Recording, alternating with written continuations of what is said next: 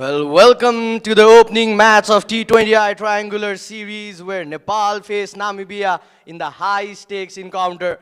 Namibia entering this contest with a strong track record, having performed well in the League 2 with 2 wins. Meanwhile, Nepal will be looking to turn their fortunes around, having just managed just 1 win on the home turf. It is going to be an interesting context where Namibia will be taking on Nepal. Well, our colleague Sachin Timalsina is down there in the pitch with the 2 captains for the toss. Over to you, Sachin.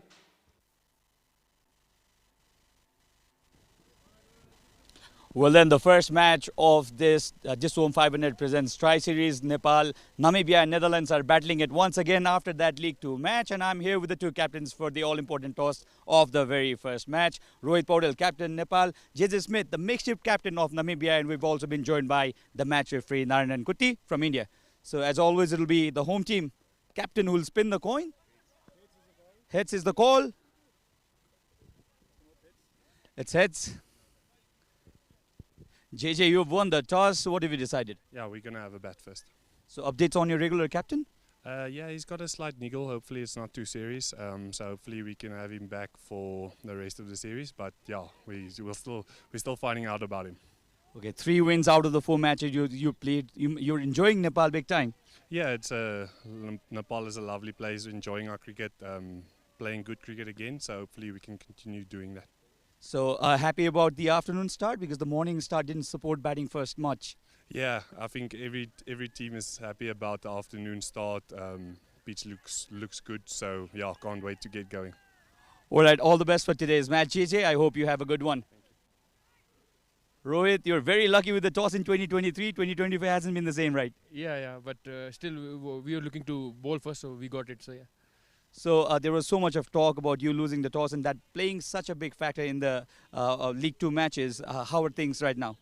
I think the toss was the factor, but still, as a batting unit, we could have done better. Especially the game against Namibia, where we were around 100 for 3. So I think from there we would have scored 240, 230. That would be a challenging score on that wicket. So I think only toss not, but as a batting unit, we could have done better.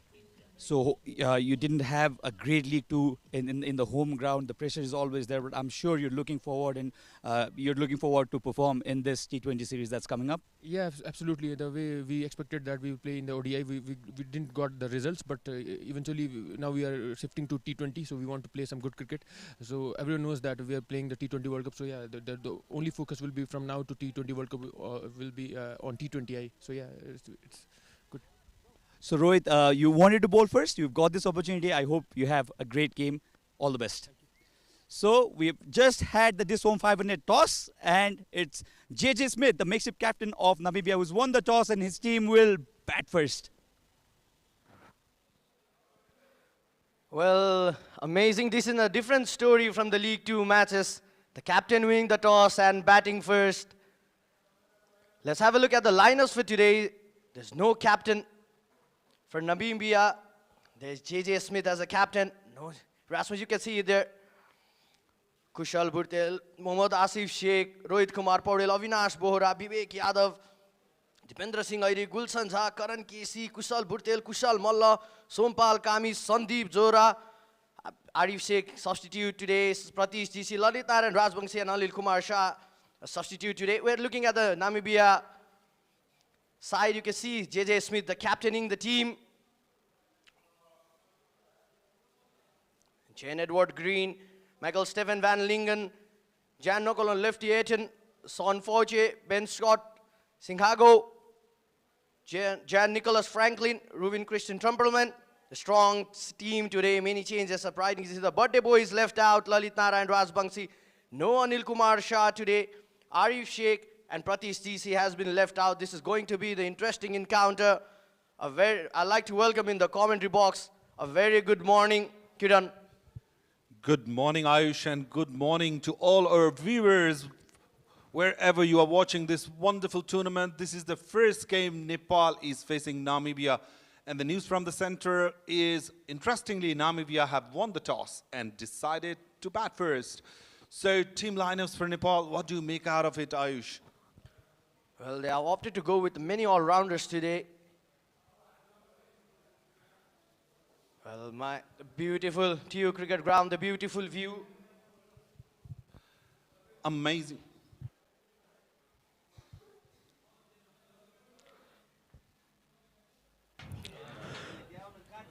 Hello and welcome to the opening match of the T20i Tri-Nation series between Nepal, Namibia and Netherlands.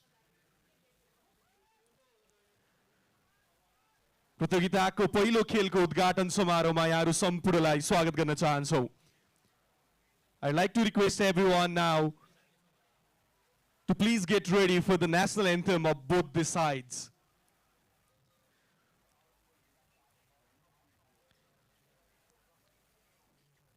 प्रतियोगिताको उद्घाटन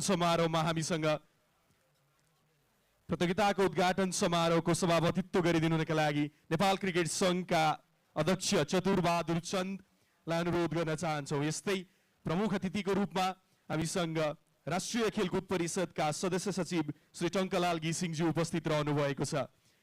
यस्तै कर्णाली प्रदेश खेलकुद विकास परिषदका सदस्य सचिव विश्वमित्र सञ्जेल र बागमती प्रदेश खेलकुद विकास परिषदका सदस्य सचिव सूर्यलाल भण्डारीज्यूको पनि उपस्थिति रहेको छ. यस्तै नेपाल क्रिकेट संघका कोषाध्यक्ष पदमबहादुर खड्काज्यू पनि हामीसँग उद्घाटन समारोहमा उपस्थित रहनु भएको छ.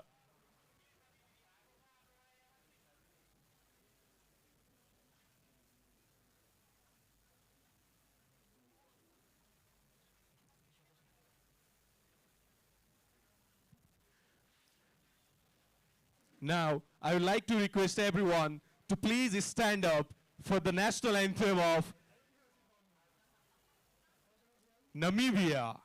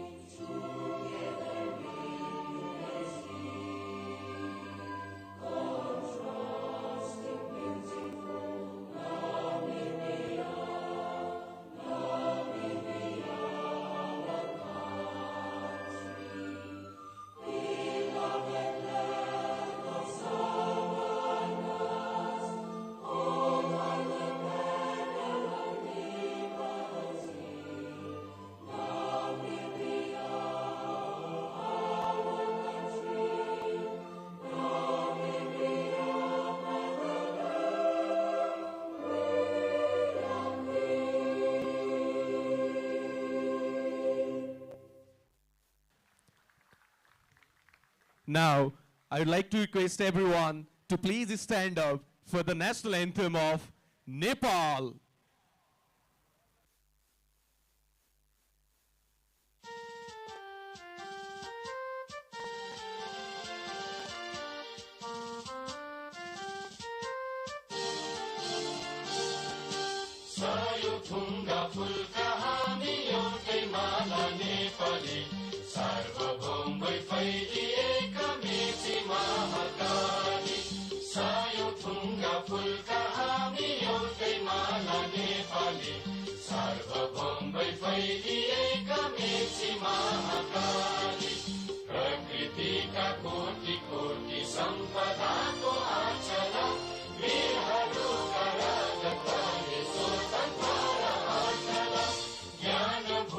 शान्ति भूमि तराई पहाड हिमाल अखण्ड यो प्यारो हाम्रो मातृभूमि नेपाल बहु जाति भाषा धर्म संस्कृति छ विशाल अग्रगामी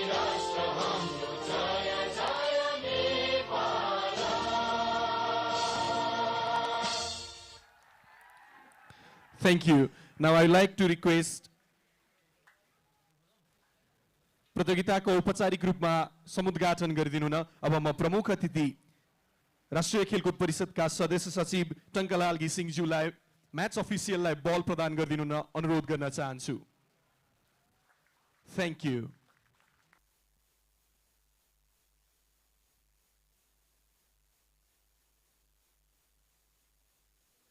Well, with the handover of ball by this chief guest today, we begin a thrilling start of this T20i triangular series.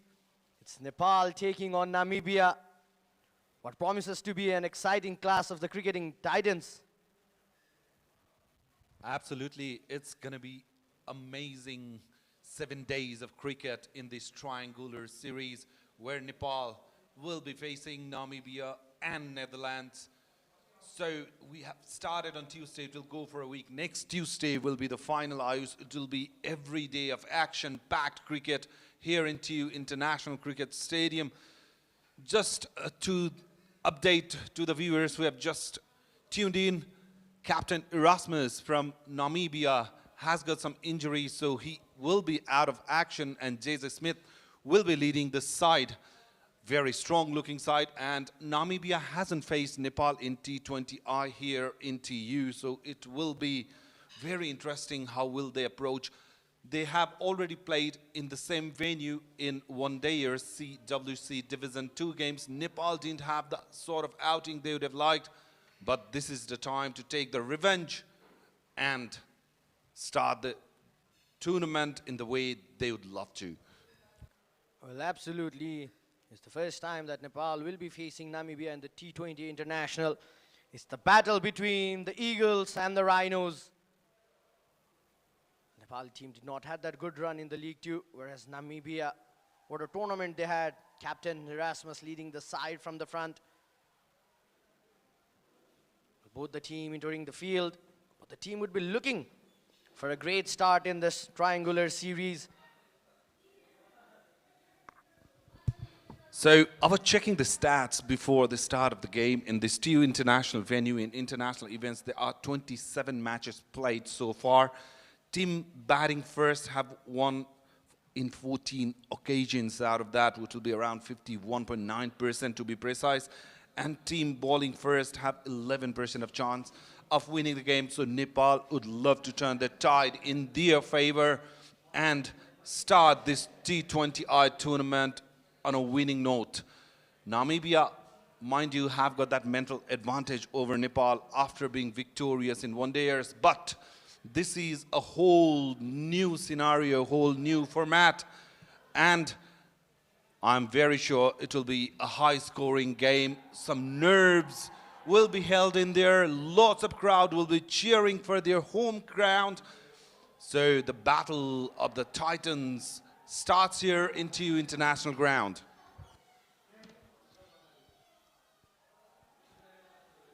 Malan Binman Kruger, right-handed batsman.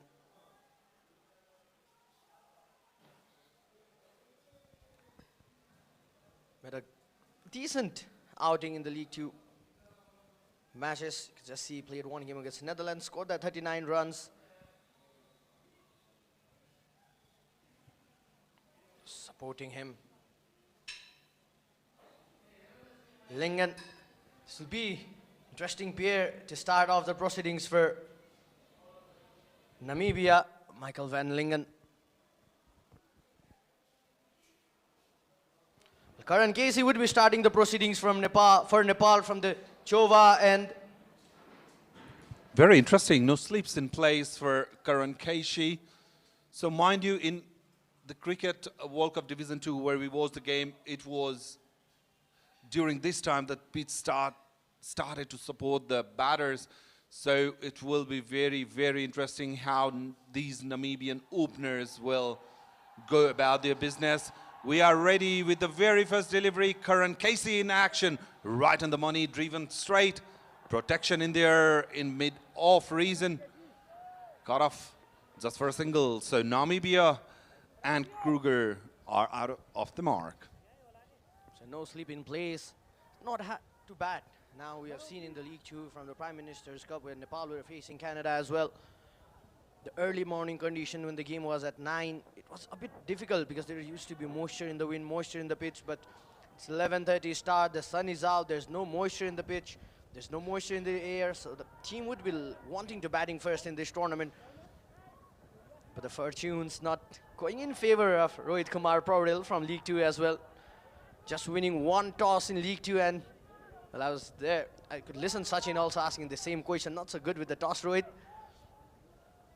But this would be a great tournament for Nepal now because moving on to the T20 World Cup, they'd be looking to find up that perfect combination, that team combination going into the T20 World Cup. And mind you, Nepal has got very strong looking batting lineup. Lots of 3 all-rounders playing in the game today. So that was Kruger on strike. He is a very aggressive batter. He will take some time to get settled, but once his eyes are set, he is the sort of player who loves to open his arms and play those big shots. On the other hand, Nepal will be looking to put behind the defeat in the previous games and register a win and get that confidence back, because Nepal are heading back to that World Cup, and it's become very vital for them to leave a positive mark heading to that World Cup. Oh, got that edge. The ball will go to the boundary. The first boundary for proceedings for Namibia. Ahead of Milan Kruger. The ball was just pitched around that 4th, 5th stump. He was just trying to drive the ball, could not get that connection. Ball just getting that edge. Very watchful, opened the face of the bat on the very last occasion. Happened to kiss the outside edge, and you know the outfield in TU is lightning fast. The ball raced towards the boundary. So first boundary for Milan Kruger and Namibia. Karan Casey, I must say he's bowling in very decent line. He has to correct his length, just might be a little. He's trying to understand the pitch, how it's going to behave. It's in the very early stage of the game. So Namibia has got a reputation of scoring big runs in T20Is. They have built up that reputation. Last 5 games they are unbeaten, so they would love to keep that momentum going. Well, absolutely not. This is not just an important tournament for Nepal. This is an important tournament for Namibia as well, for the Netherlands as well. All the teams participating in the T20 World Cup, they have had a good run. Namibia.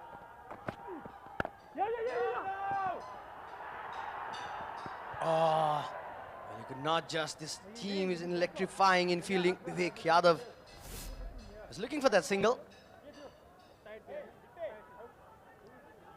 He was going for that run.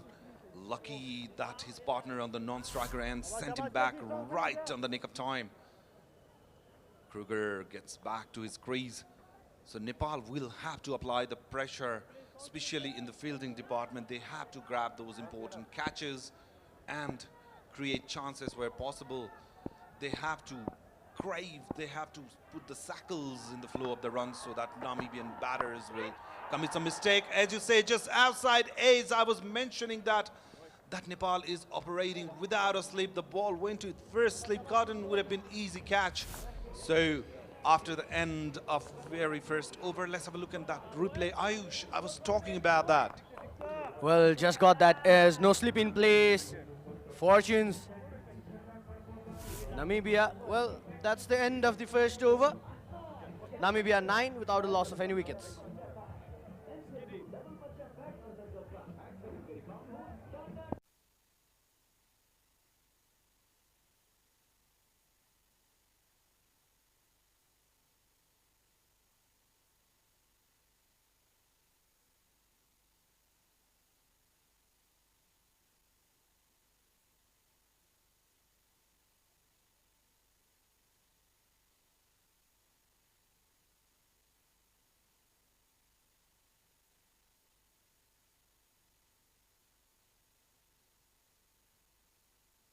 Well, good over for Namibia so far. 9 runs from the first over.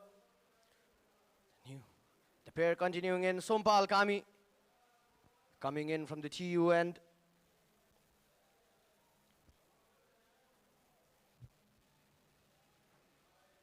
Still no slip in place. There's Gully out there. Left hand, right hand combination to start off for Namibia. Oh, this time ball was pitched short. Just played that ball. The back foot, there's a fielder out there. Just a single. Well, they'll be looking to capitalize the first power play overs, Kiran. Absolutely, they will be, and we saw a glimpse of that. Kruger especially was not afraid to play his shot. He opened the face, though he got a couple of outside edges. The ball flew towards the boundary.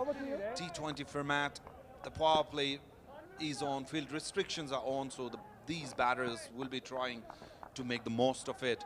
On the other hand, as you see in the first over and even on the first delivery, that Sompal ball, the ball is getting that bounce off the pitch. So that would be very encouraging factor for these two batters. Left and right hand combinations of bowlers and fielding have to regularly be updated, corrected. Won't be easy. Once again, a sort of length delivery, offering that room to right-handed Malan Kruger. The ball will reach the boundary. There was no protection out there. Sompal Kami would just place that ball around that short-term region, giving that room in offer to just free his arms. The first confident shot from Kruger, it was hit right in the middle of the bat. The ball raced towards the boundary. Let's have a look into that replay. He was beautifully set in that position, standing on his toes and just deliver it. Crashed past that gully and point region for a magnificent four. So 3 fours already for Namibia. Once again, just played on the back foot. Well, there's Dipendra Singh already for you. You just not wish to take those singles. The ball is in hand of the Tiger. The perfect scenario of how Tiger bounces. He saw the ball coming towards him, and look at that, just bouncing on the ball, stopping it. Excellent start. These sort of fielding is what is needed for Nepal for today, because Namibia will be regularly going for those shots. Absolutely, 5 runs from this over so far. This time, good delivery. Just need Sompal is bringing that ball back in, nipping back into the right-handed batsman. So I guess that would be the perfect line to ball in if you could just place the ball around that good length area and give some time for the ball to just nip back in. But if Sompal would just ball those swinging deliveries and just target those short length, then the batsman would get that proper time to just go in the back foot and play those shots. Absolutely, even if the ball's is outside the off stump, the batter is not afraid to play his shot, so he has to cramp the batter in order to stop those run flow. There was a quick single, a very good understanding between two batters. So as I was talking, Ayush, Sompal has to be mindful here. Do not offer any room to the batters. Let them crave for those runs and in between produce a all sort. At the moment, Kruger is really looking dangerous. Well, absolutely, he's batting confidently, Kruger, at the moment. The first power play, you can just have 2 fielders outside the circle. There's deep square leg in place. Deep point in place for the left-handed. Lingard, the last ball of this over, once again nipping back in. Good running between the wicket. You need to give credit to the way Michael Van Lingen and Kruger had been rotating the strike. Well, that's the end of the second over. Namibia 16 without the loss of any wickets.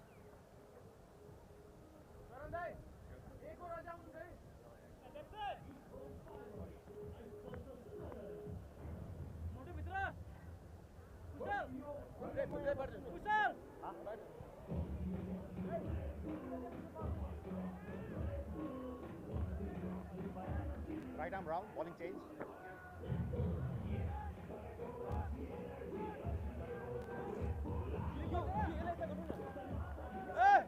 Just take the three. Thank you.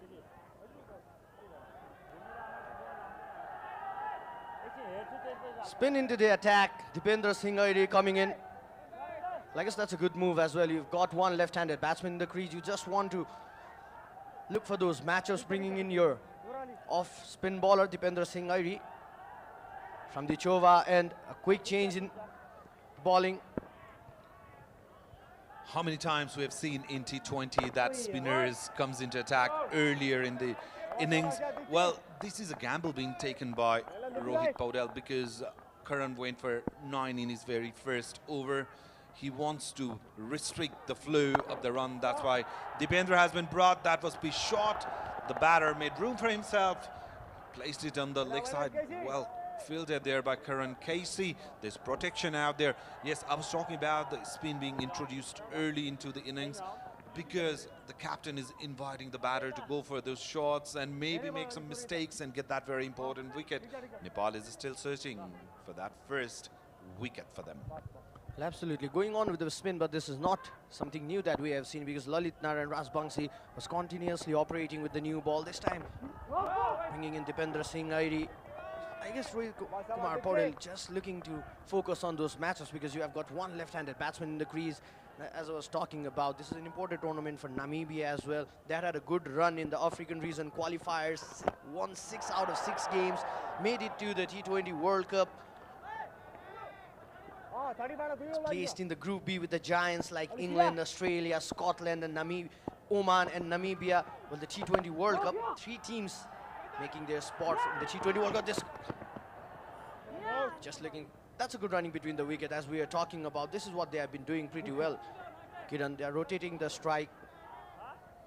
They are rotating the strike, and what they are doing is putting the pressure on batters and the fielding side as well. So there seems very good coordination after that slight bit of miscommunication in the very first over. Lingen, on the other hand, has been the quieter of the two. He hasn't gone for like big shots as Kruger has intended already. So that's the end of 3 overs. Namibia are 18 without loss.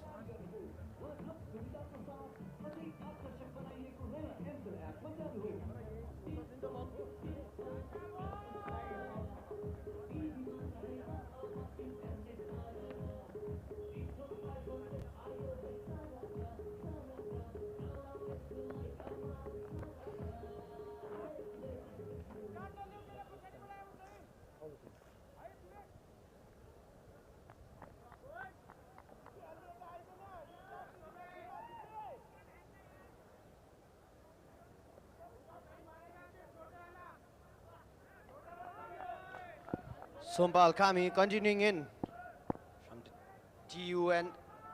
Just mid-on, mid-off, extra cover point, backward point. Short mid-wicket, a good running between the wickets. This is what we are talking about. T20 cricket, we just talk about the excitement of 6s and 4s, but you can just see the importance of singles and doubles in T20 cricket. That would just relieve your pressure. Absolutely. Talking about Lingen, he has played 24 T20s, scored 438 runs. His highest score being 67 with a strike rate of 120.32. So he is an aggressive batter, but at the moment, the way Kruger is going, he has been under the shadow. He is happy just rotating the strike and giving strike to Kruger, saying that he has opened up, trying to go for a big shot. That was in the air. Vivek Yadav visit the fielder in there. Nepal has to take these chances and capitalize onto these occasions, because mind you, these batters will not give you much of the chance. That ball was in the air, a great effort, but in this level of tournament, Ayush, this sort of catches has to be taken. Vivek just diving in towards the ball. The ball was in hand, just could not capitalize that opportunity created by Sompal Kami. This time going straight down the ground, the safest place that you would want to play your shots. How many times have we seen the catches being dropped and the next delivery goes for a boundary?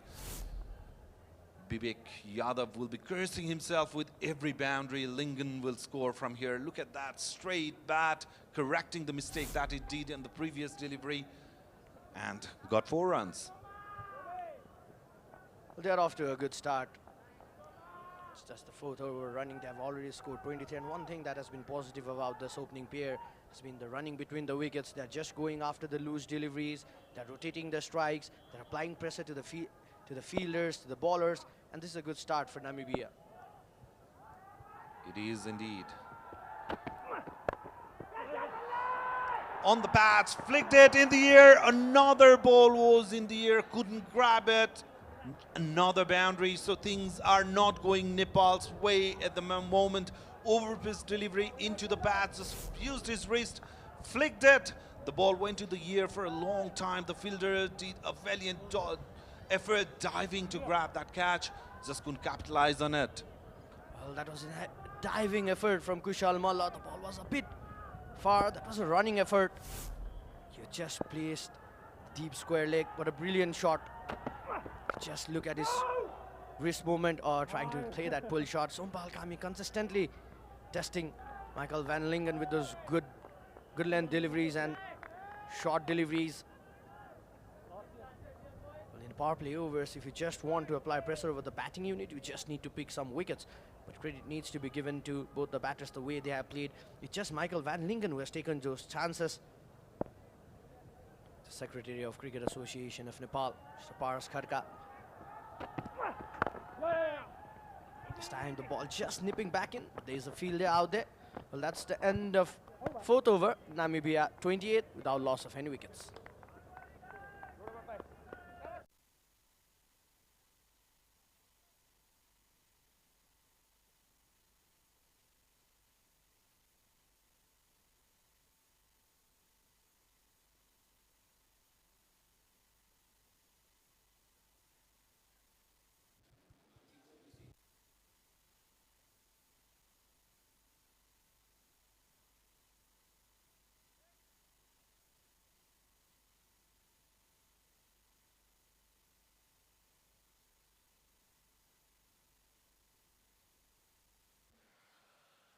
Dipendra Singh Nairi continuing in. Well, 4 T20i debut for the Namibian side today. Malan Kruger making his T20 international debut. Definitely looking to capitalize this opportunity, looking to book his place going into the T20 World Cup in the team, and this is a perfect platform for him as well. The debutant Malan Kruger, he's looking confident to be honest today. Yes, and as the game will progress, lots of crowds will be in here into supporting the home side, and it won't be that easy for Namibia either. Talking about Lingen, he is rubbing the salt in the wound after that catch being dropped, smashed Sompal for consecutive boundaries, so a lot will be going on in his head as well as Vivek Yadav's head as well. That catch, well, it's already proven to be costly. I don't know how much Nepal is gonna pay for that miscatch.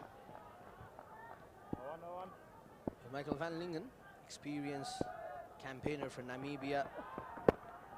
Oh, beautiful delivery. This time it was quicker through the air, just testing the debutant, Malan Kruger. This is what we love in Dipendra Singh Nairi, like he just finishes his over so fast, and not give that time for the batsman to settle down. Well, that's the end of 5th over. Namibia 29 without the loss of any wickets.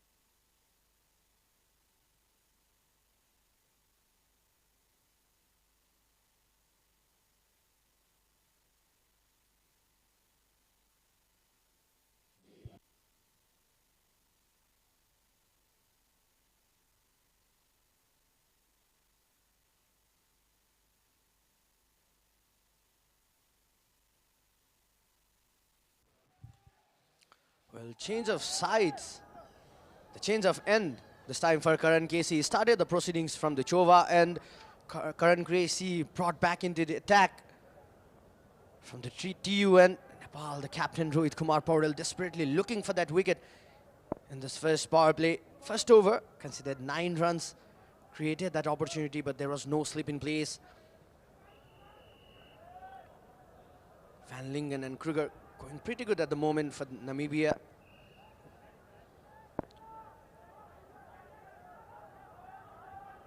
Just mid on, mid off, extra cover, point, backward point. This time the Sutherland delivery, played in the back foot. Effort there from Vivek Yadav, but the ball will go sailing over the ropes. 6 runs, a good start in this over. Look at that shot, look at that transfer of body weight in the back foot. Oh, brilliant shot. The effort was full on, but could not just get to the ball. Well, with that 6, there's a change in the commentary box. I'd like to welcome Sachin. A very good morning, Sachin. Very good morning, Ayush. And a very good morning to all our viewers watching us live on Action Sports. Nepal, the home team, taking on Namibia, 35 for none after winning the toss. I think the Namibian's makeshift captain, Jesus Smith, will be very happy with how his team is going on right now. Fuller on this time, straight to the fielder. Yes, Sachin, this is what Karan could do. Just pitch the ball around that offside, off-stump reason, because there's a compact outside off field out there. This is the last over of the power play. So definitely both the batsmen would try to capitalize the last power play overs. Absolutely, Ayush. And I think they have had a cautious start. You'll have to say it was not a flyer. The reason I say that is because they also had a couple of catches dropped. And Vivek Yadav, he dropped the easier of the two dropped catches. Karan Casey went for 9 in the first over. It's considered a 6 of the very first delivery of this over.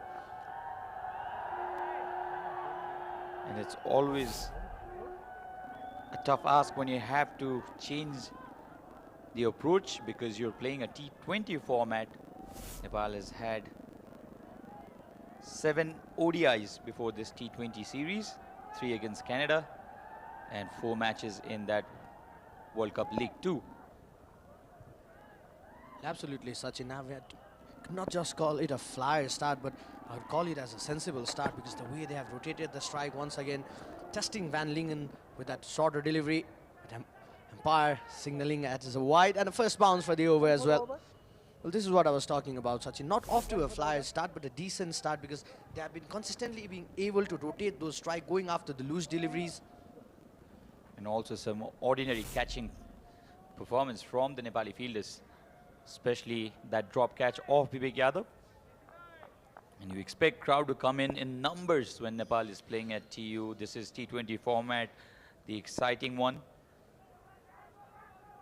And Namibia taking on Nepal after beating Nepal twice in Nepal. No run. The fortress was dismantled by this Namibian side. They defeated Nepal after asking Nepal to bat first in both the occasions. Defeated once by 4 wickets, the next was a closer game and Namibia went on to win by 2 wickets. So they would be a very, very proud team because the statement made by Erasmus in fact, before the WCL started was Nepal was the India of associates and Namibia proved to be maybe Australia defeating India in the important matches. Well, Erasmus turning out to be Pat Cummins, Sachin. Fuller one this time. Good thinking there by Karan Casey. He realized that Van Lingen was giving himself a lot of room and he was trying to force the ball towards the offside and made sure that he had no room in offering. So 20 of 18, it's a decent start, you can say. That's brilliant bowling. Change in field. The deep square leg fielder being brought inside the circle. Extra cover placed outside the circle and there's a fielder at deep mid-wicket. Mid-on, mid-off being placed there. The last delivery of the power play over.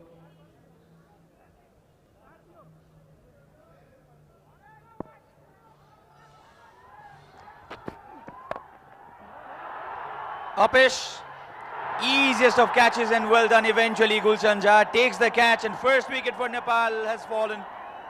Van Lingen a little too desperate this time. He wanted to go over the infield at any cost and Karan Casey did not give that length. He was expecting a fuller length delivery. Not there.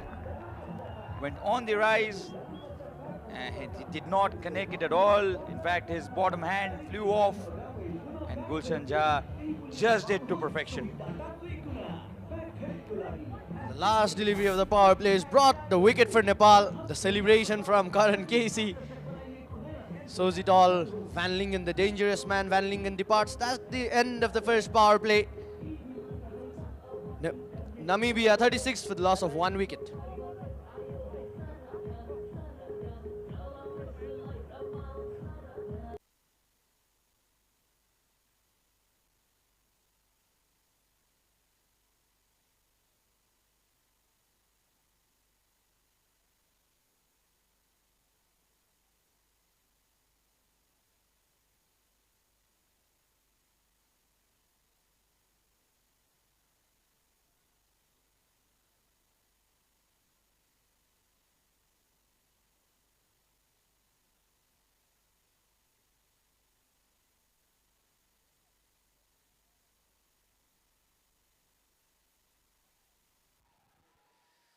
So Kodzi has come at the center.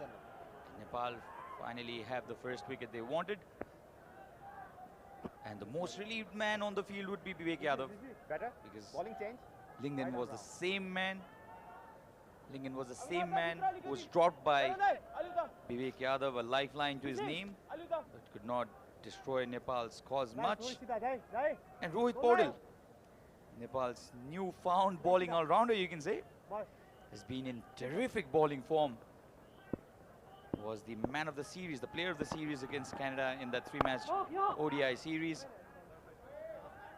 Brings him on. He's not scared to take the ball and take the lead himself, take the charge when the team needs a breakthrough.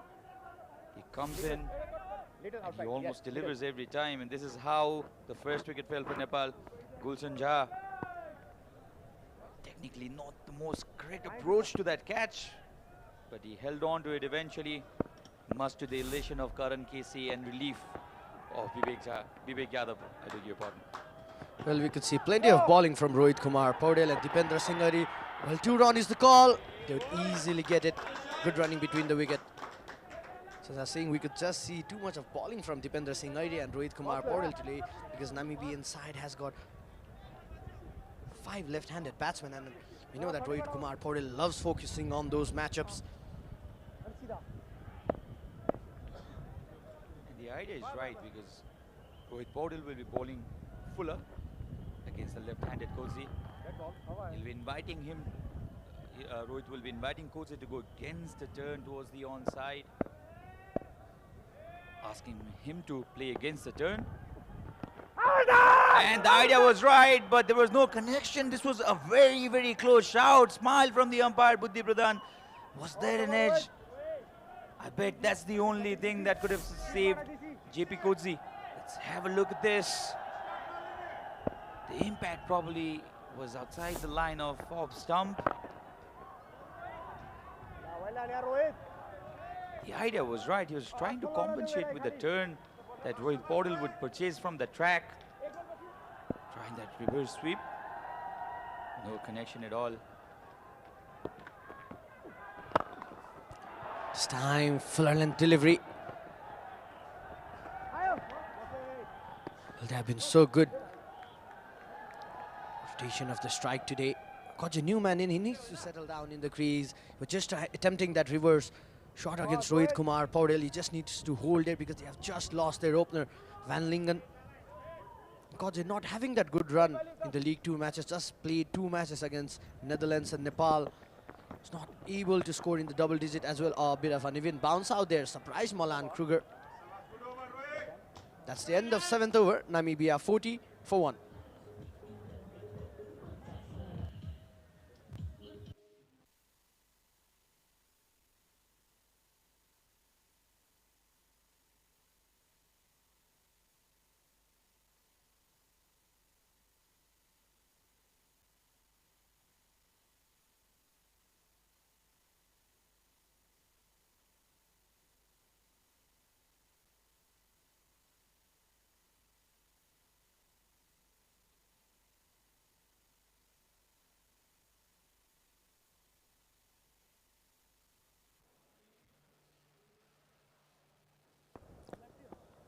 Good start, 40 runs from the 7th over, and there's a change in bowling. Avinash Bora replacing Karan Casey from the TU end. Coming back after that injury that he suffered in the Prime Minister's Cup. Just played 1 match. After that, he was out of the EPF side with that injury in his wrist. Coming back, this T20i triangular series.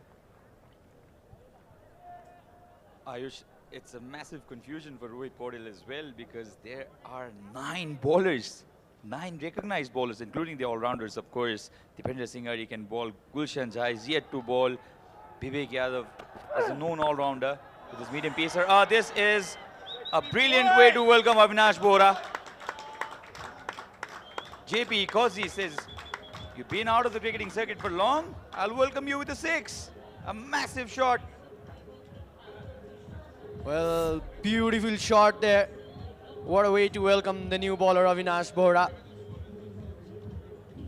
The timing was perfect. Good shot selection.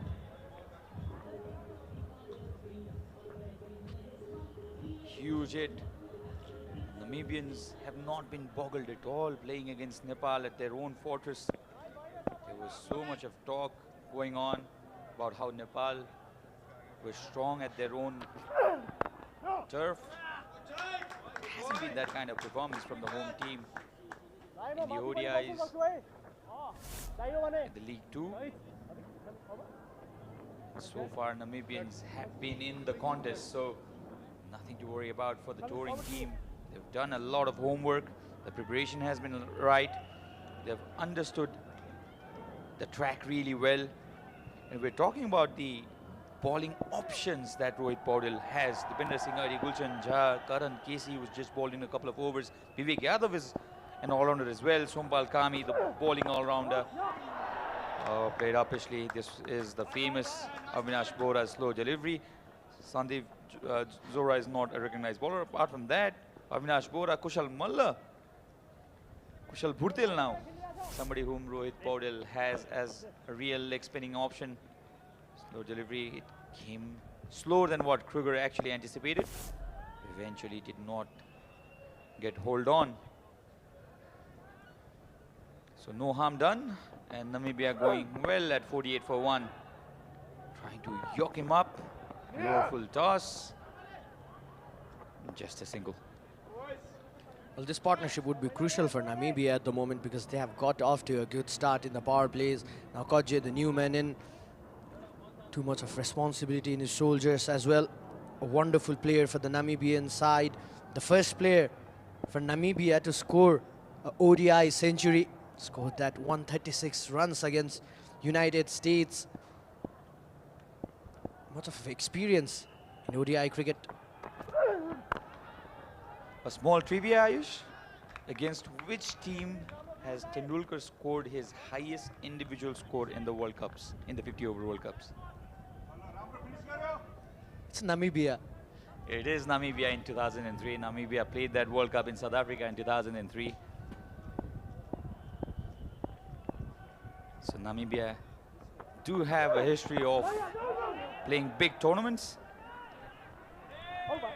So end of the first Avinash Bohra over, 9 runs off it, 49 for 1, Namibia.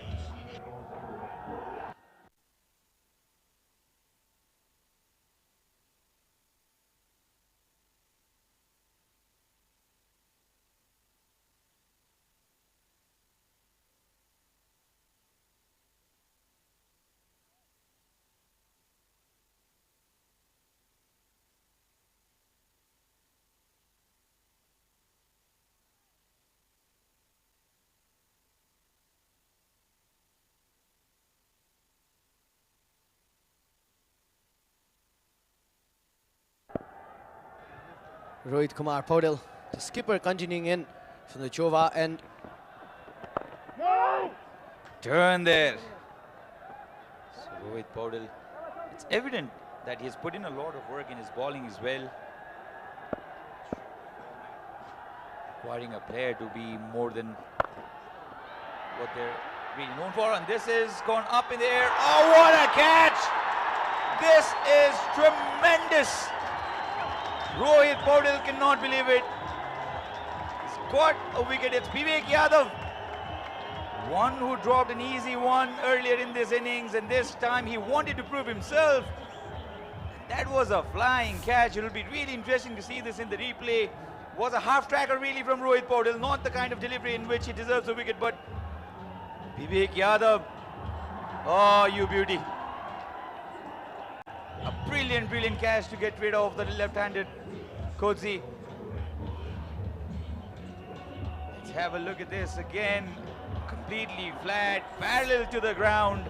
A wonderful flying catch by Vivek Yadav. Dismisses Kruger. 49 for 2 for Namibia.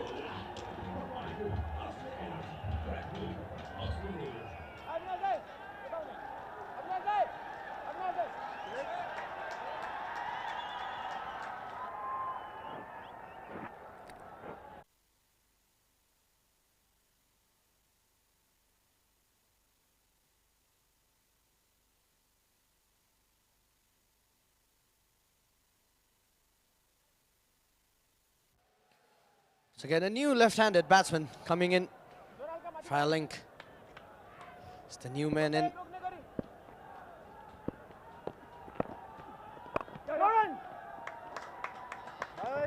And Rohit Paul's wicket-taking luck still there. As we mentioned, that was not the kind of delivery he would have wanted to get his first wicket.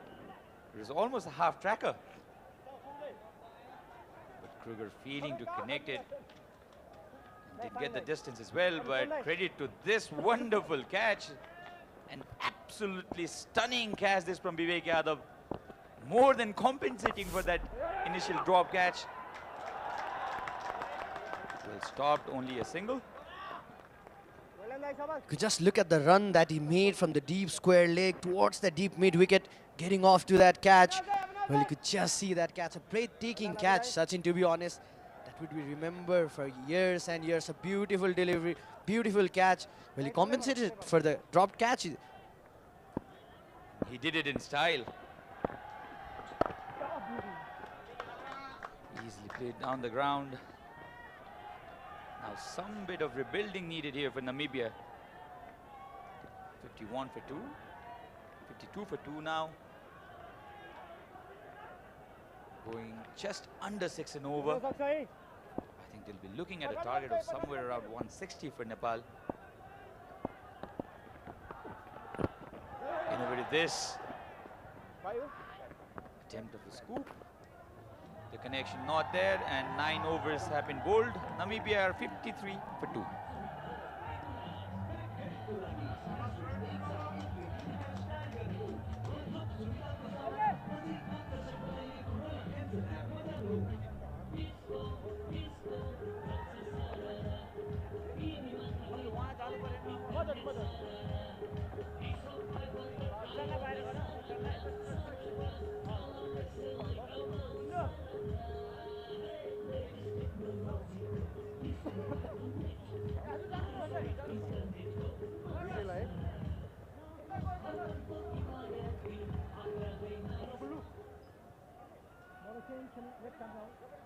Well, another change in bowling. Kushal Malla brought into the attack, replacing Avinash Bora from the TU. And, well, Sachin, is this a cricket field or a science lab? Too much of experiment going on here. Why not? Because Rohit Paudel has options in plenty. He has 9 bowlers to play around with.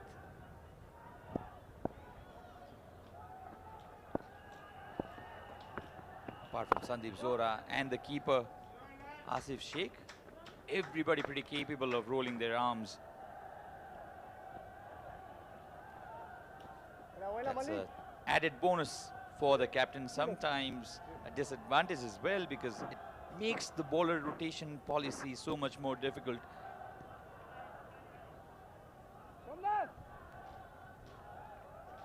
So the new man in, he'll have to face the music. Plenty of left-hand batters in the Namibian squad, making Rohit Paudel to think. Wide delivery. Kushal Malla, he likes bowling those deliveries slow. He likes giving it plenty of air. And sometimes the batters miscalculate the speed of the delivery and they play the shot far too often, and that's when Kushal Malla can pick up wickets. Swept. Timing was good, but straight to the fielder, only a single this time. Some rebuilding going on for the Namibian side. Link coming off after a good T20 tournament. That was the World Cup African region qualifiers. 45 not out against Rwanda, and then 57 not out against Kenya. Had a good run in that African qualifiers. Experienced player. You could see Rohit Kumar Paudel focusing on those matchups. We have just got a new man in, trying to bring left arm spinner from one end against that right-handed batsman, and from other end off spinner to the left-handed batsman. They've used this shot really well in the ODIs as well, Namibia. They love sweeping the ball hard towards onside. They've also used the reverse hit pretty well. 58 for 2 Namibia. They must be looking at a score of 160. That's what we believe. They won the toss and decided to bat first. Comes down the track. Great thinking this from Kushal Malla. He saw the batter coming towards him. Kruger deliberately pitched it short. That's exactly how Dipender Singh ID was dismissed against Netherlands. After coming down the track, the bowler being smarter between the two and bowling it short. As I said, he's a thinking bowler, Kushal Malla.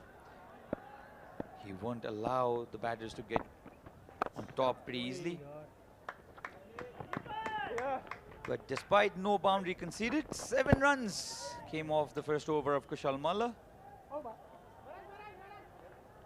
And after 10, 60 for 2, Namibia.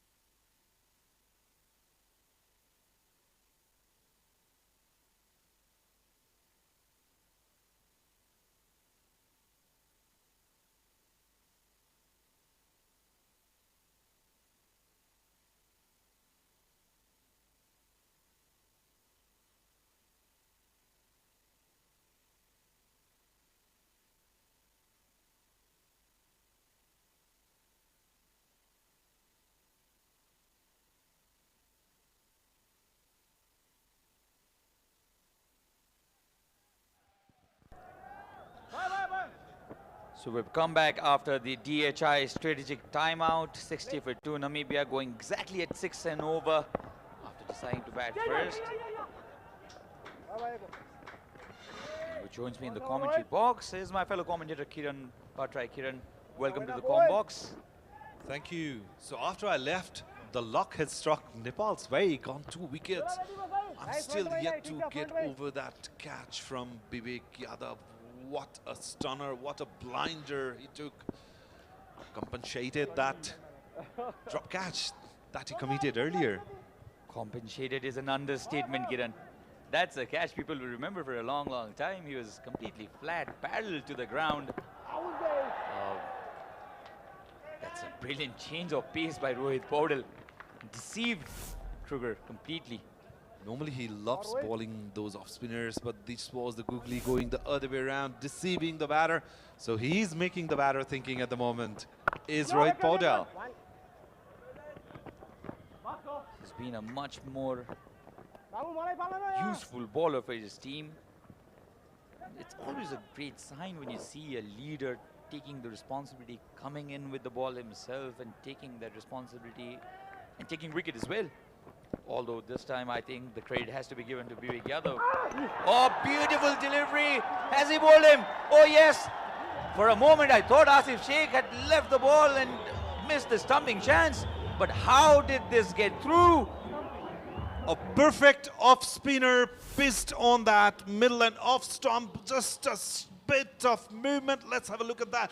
Just missed it by a whisker. Crashed it to the stumps. What a pleasant sign for Rohit Paudel, Nepal, and all the fans. The third wicket for Namibia perishes here. By no means, Rohit Paudel is now just a part-timer. That was a fantastic classical off-spinner's delivery. Completely deceived the batter. Let's have a look at this again in the replay. He could not disturb the run scoring much, 5 of 7 the batter, but we'll have to look at the replay.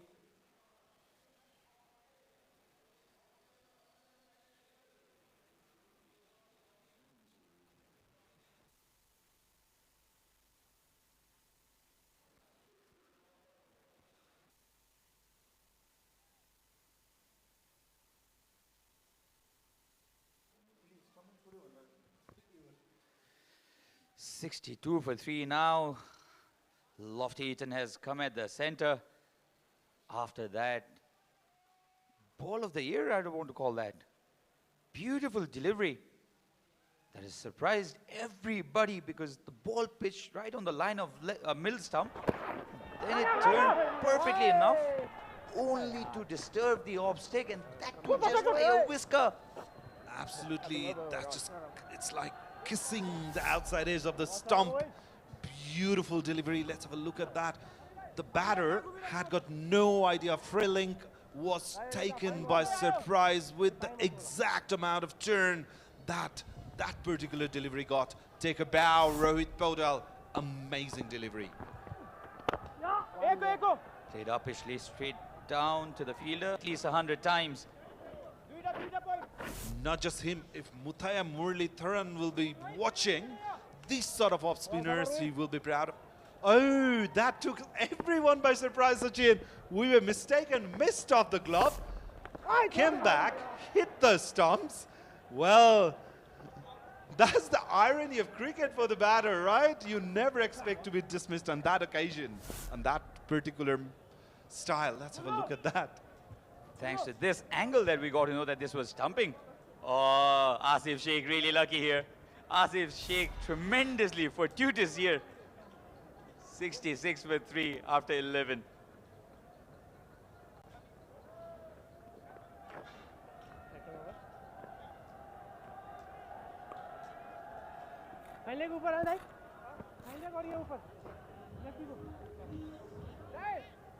Two off. Thank you. So 3 down for 66 now Namibia. From that straighter angle, we thought that it was a bowled. He was out bowled.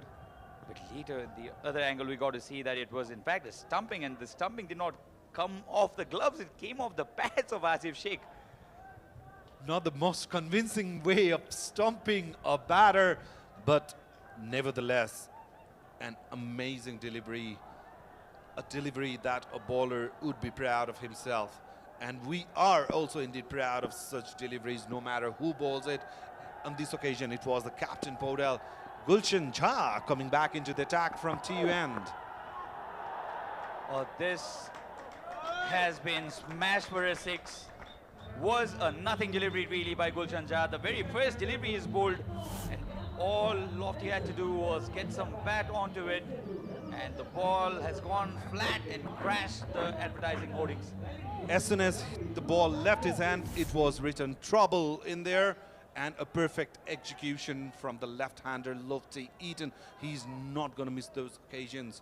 So the pressure, when the pressure is being applied from other end, Sachin, it becomes very vital that the fresh coming bowler has to go with that flow, continue the momentum.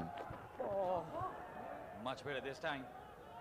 Nicole Lofty is looking to attack Gulshan Jha, and Gulshan Jha has had an issue with his consistency at times. He is a very handy all-rounder, pretty capable with the ball as well. Sometimes tends to bowl a little too short, because of which he can go for runs as well. And the first delivery, as I said, was a nothing delivery really, and that actually exerted pressure off the Namibian batting unit because they were struggling after that third wicket had fallen. and all those 3 wickets have fallen from another end. Kruger is watching the drama unfolding from one side. A beautiful shot, just gave himself room. The weight was shifted into the back foot, beautifully executed towards the leg side. So Eaton has cleared his intentions. He will be going for those big shots. I think that's the right way to go as well, because they have 8.3 overs to go now, Namibia, and they'll have to get somewhere close to 160, 170, I think, to put pressure on this Nepali side. This tournament is very instrumental in both the teams preparing themselves for that T20 World Cup in the United States and the Caribbean.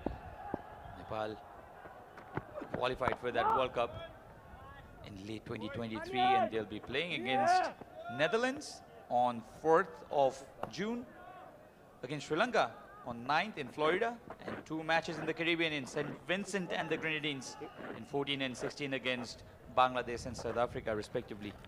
So the big days for cricket in Nepal is coming forward. The whole country will be cheering for the nation in that international arena, and this tournament is a perfect setup heading towards that World Cup for Nepal. Can't agree more, can't agree more. Gulshan Jha is not minding to throw his bat at everything that Gulshan Jha has bowled in this over, and a boundary to his name. Pin drop silence in the crowd. I told you, Lofty Eaton has made his intentions clear. That was a slower delivery, just crashed it up the front foot towards offside. A pleasant sight for us to watch that batter, you know, batting with that straight bat. A great shot indeed. And the intent, Kiran, the intent is really clear. Lofty Eaton is looking to go after the ball, especially Gulshan Jha, who's not looked really good with the ball today. Oh, he's experimenting with this now. Oh, what shot was this? Forget it, the ball has gone all the way. So at the moment, Lofty Eaton is getting better of Gulshan Jha. Look at that disguise shot. Just placed it towards that fine leg region. No protection. Even the fielder would have watched it. That sailed miles over the ropes for another 6. So after 12, Namibia are 84 for 3, cruising smoothly.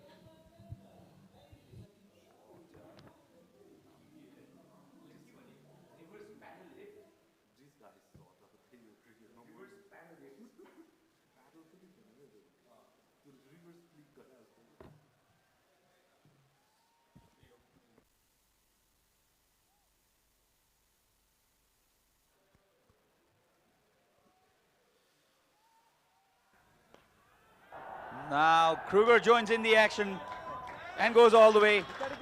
2 consecutive 6s for Namibia. It was Lofty Eaton in the last delivery of the previous over, and the very first ball of Rohit Paudel has been dispatched again. Namibia slowly gaining the momentum back. They are indeed, and they are doing it in style. Gulshan Jha was hammered in the last over. Kruger continuing from where Lofty Eaton left. That shot on the very first delivery will surely put so many questions in Rohit Paudel's head. It was given on his arc this time around, shot up length delivery, asking for trouble, and Kruger said, thank you very much. That ball went miles up in the air, crossed the boundary line easily for another 6. Back-to-back 6s, Sachin. Rohit under pressure.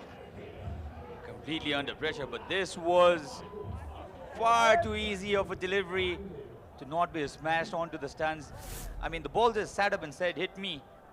And Kruger did it in style. He dispatched the ball out of the ground. Now 3 6s, 3 consecutive 6s for Namibia. Shot again, pulled again. This time, fortunately for Rohit Paudel, the ball goes straight to Sandeep Zora. I'm not sure if this is the right length to ball to this batters at this point of time, because Nepal are exerting the pressure and Namibia taking full use of it. This was the first 6 of Rohit Paudel's current over. Massive. Had height, had distance. Back live now. 2 big sixes to start his final over. He was bowling really well.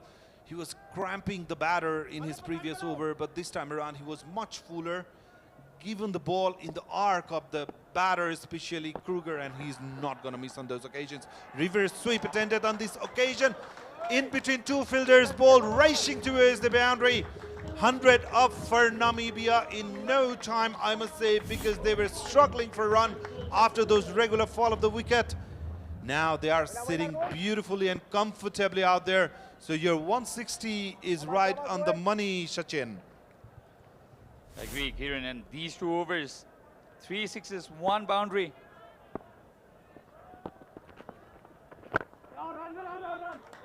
Down the ground for a single now. Will take this strike. Lofty Eaton and Namibia. They are completely on the roll now. After 13, 102 for 3.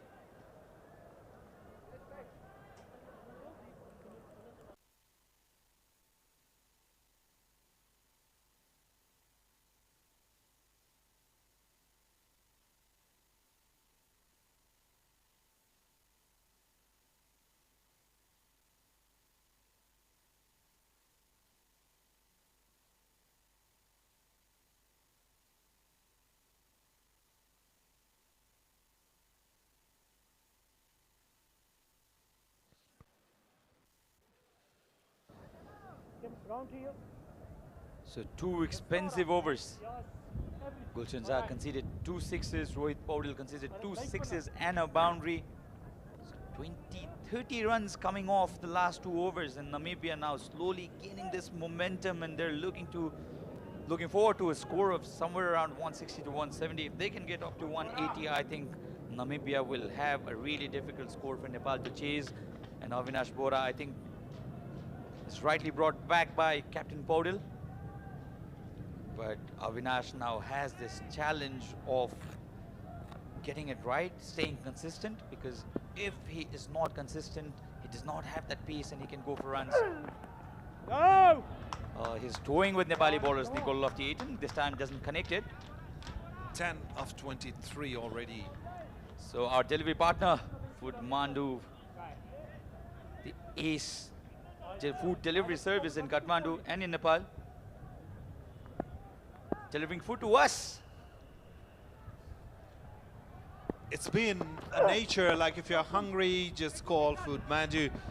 In between, Lofty Eaton is looking really dangerous. Already has gone for 25 runs of just 11 deliveries.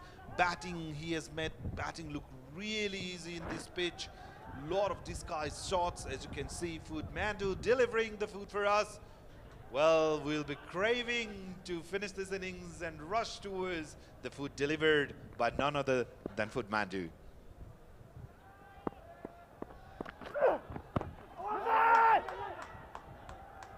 Chopped it on, but luckily for Lofty Eaton, the ball did not carry on to the stumps.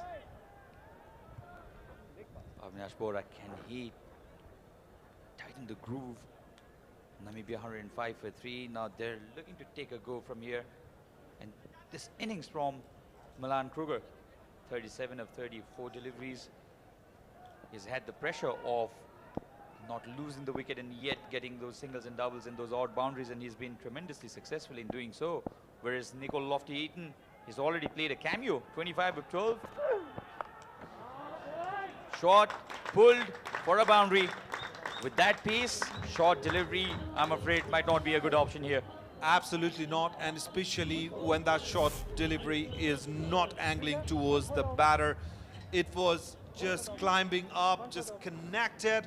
Ball raced towards the boundary. As you can see in the replay, that ball with that pace has to be angling towards the batsman so that it will cramp him for room. That is easy pickings for Kruger because he's settled down and he's playing his shots with ease. This time an easy single. They wanted to come back. Just realized that Sandeep Zora is too good a fielder to risk that run against. And Avinash Bora is given away 8 runs already. Now, what's the score do you think Namibia will be looking at this point at this point of time, Kiran? Because they're 110 for 3. They still have 37 deliveries to go, and 12 and over is not a difficult ask, I think, especially the way Nicol Lofty-Eaton is batting. Absolutely, both these batters are set, so they will be aiming for somewhere around 180 to 200. In the meantime, overpaced delivery, asking for trouble. Lofty-Eaton said, "Thank you so much, mate." Smashed it straight down the head of the bowler for another 6. So that 6 has brought up 50 partnership between these two. And how many deliveries have they consumed? Only 20. What a partnership this is already for Namibia. Lofty-Eaton, he has changed the momentum of the game completely, and this stuck the side screen straight. As I said, when Avinash Bora bowls, he has to be really very consistent because of the lack of pace. And after 14, 116 for 3 at Namibia.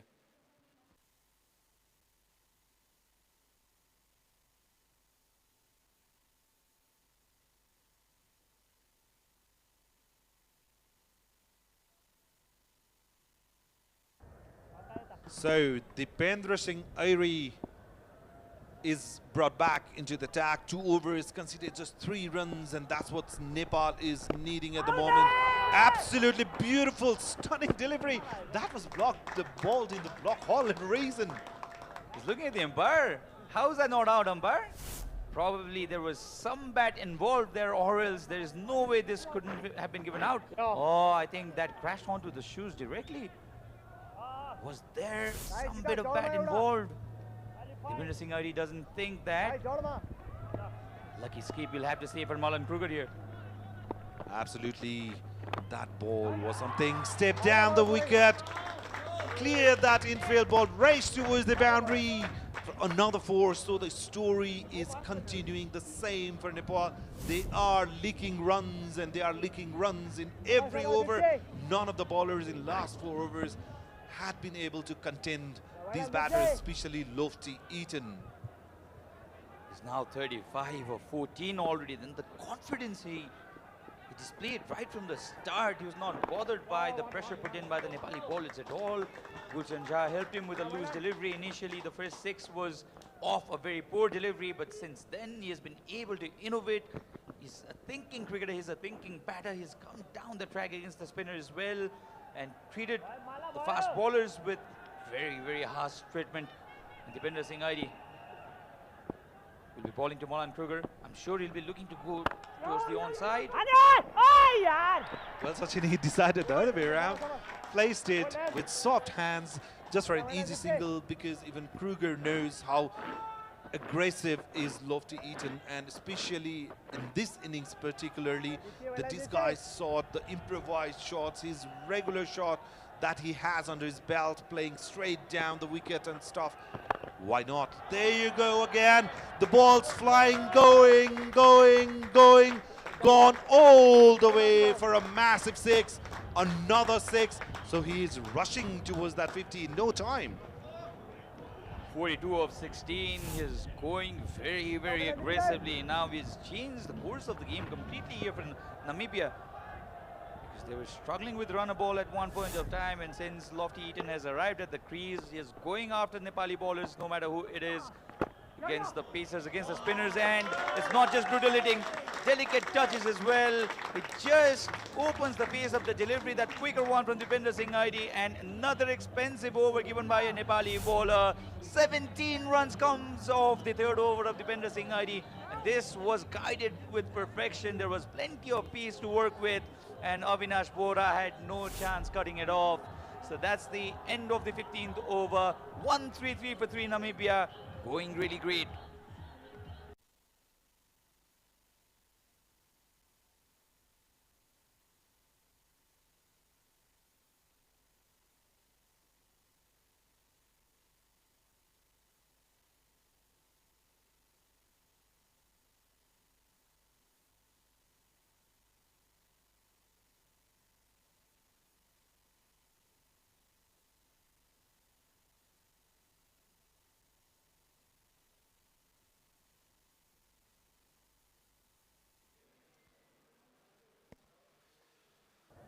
Well, then now Sompal Kami has been brought into the attack, and that partnership, this unbeaten partnership between Kruger and Lofty-Eaton, taking the match away from Nepal's hand.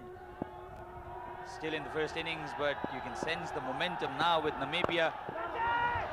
Slow delivery onto the pads, easily flicked. They'll come back for the second run. Lofty Eaton. What an innings this is already from the left-hander. And with me in the comm box now is Ayush. A very good afternoon, Ayush. A very good afternoon, Sachin. It's turning out to be a very good afternoon for the Namibian side, the way Kruger and Lofty Eaton are going at the moment. What a debut it has been for Malan Kruger, Sachin. Now both the batters batting at 46. Ayush, only the difference is the deliveries faced. 39 by Kruger, 17 by Lofty Eaton. He is rushing on towards a very, very fast 50. 73 of only 27 balls, the partnership. Full toss. Lucky this time, Sombal Kami, the ball did not find the fence. Sometimes you talk about the small patches in T20 cricket, Ayush, and the importance of those little patches. Now, only 27 balls ago, Namibia were struggling. They lost 3 wickets at 66.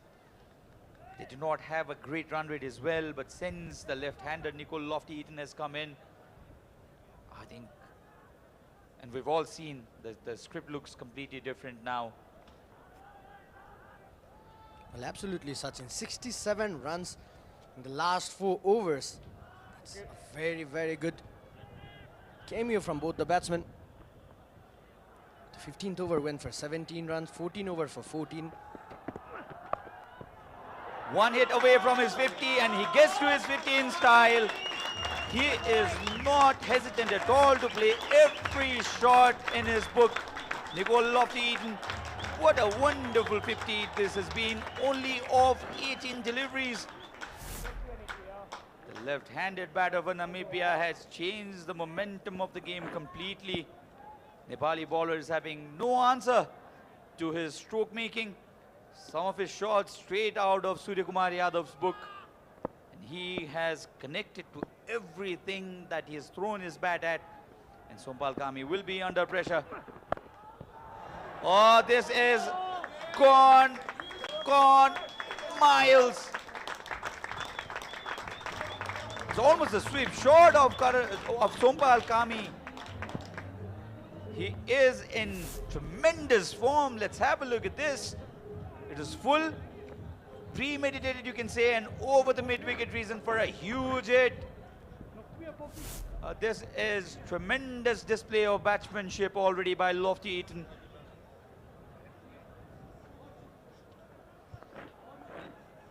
What an innings Lofty Eaton is playing at the moment.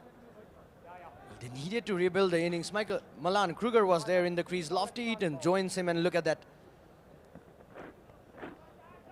5 towering sixes and 5 boundaries. That's the bowling card for you. 18 off the very first over of Gulshan Jha, and that over actually changed the course of the innings, because that's when Lofty Eaton came in and Gulshan was hammered for 2 massive sixes. And then Dipender Singh Airi also went for plenty. So did Captain Rohit Paudel with 2 massive sixes off his over.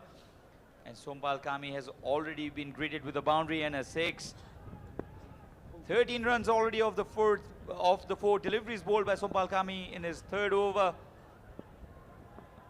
Lofty Eaton, what does he do now? Slaps it past the bowler, and even this will go to the boundary. For a moment I thought the timing was not good enough, but that's the kind of form Lofty Eaton is in. And that's the 6th boundary of his innings. That ball nearly took the umpire away. Look at the force, look at that back foot. Punched. Brilliant placement there by Lofty Eaton. He's enjoying his stay here in Nepal. Had a good run in the League 2 as well. Continuing his form in the first T20i against Nepal. Now the final delivery, what do we have here? What do we have here? Good comeback this by Sombal Kami, but he's also considered 17 runs and 150 for 3 after 16, Namibia.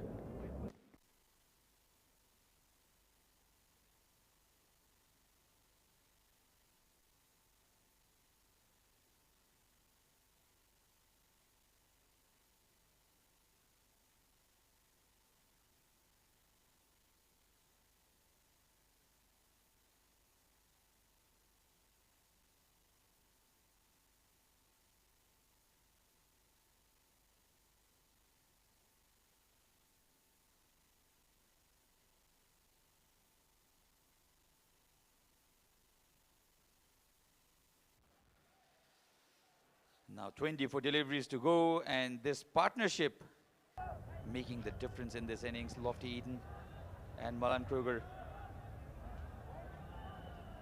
Karan Casey is only conceded 16. The reason I say he's only conceded is because all the other bowlers have started going for plenty. In fact, the last 5 overs have produced almost 84 deliveries, 84 runs. 84 runs scored by Namibia in the last 30 deliveries. That shows how much one small cameo or one innings can matter in this format of the game, the T20 format. Karan Casey, very well disguised delivery. You need to have variations at the death over in T20 cricket. And absolutely, Sachin, as you were talking about, the last 5 overs went for 84 runs. At the end of 11 overs, Namibia were just 66 for 3. Then after that, Lofty Eaton and Malan Kruger taking the game away from Nepal.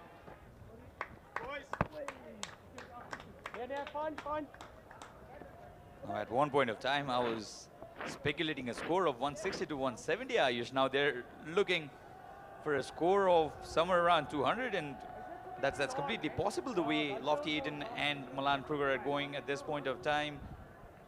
We mentioned 84 runs being scored of the last 32 deliveries. And Karan Casey has only given away a single in the first 2 deliveries he's bowled. But this will be a contest now. Lofty Eaton versus Karan Casey. He's looking to innovate. He's not minding the reverse hits, paddle sweeps as well, or dill scoops. Played an unbelievable reverse scoop against Gulshan Jha in the very first over he faced.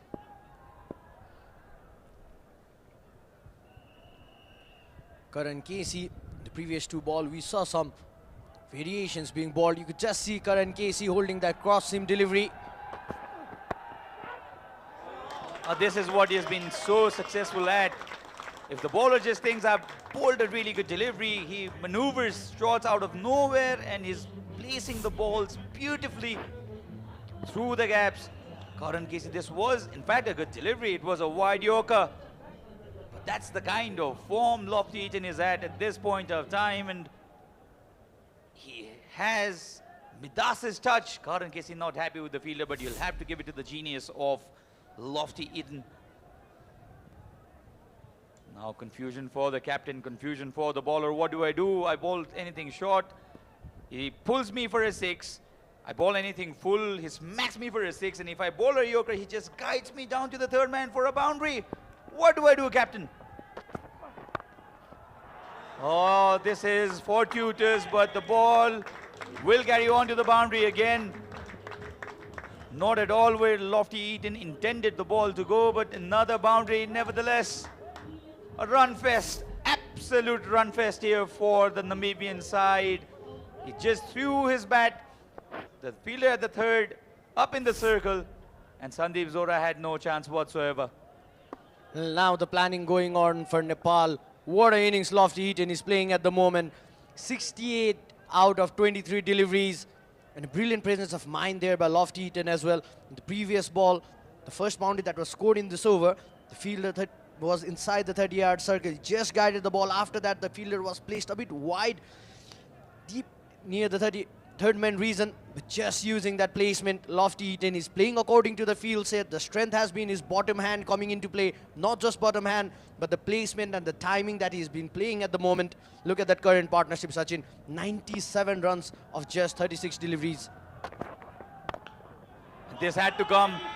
He is toying with Karan Casey because the 2 deliveries that were full went to the boundary behind the stumps. He had to drag the length, anticipated it beautifully there, Lofty Eaton, and he has been punished, slapped in front for a 6. Now this is great thinking batting from Lofty Eaton. It's not just brutal hitting, it's playing those innovative shots, it's playing those, he's toying with the Nepali bowlers really.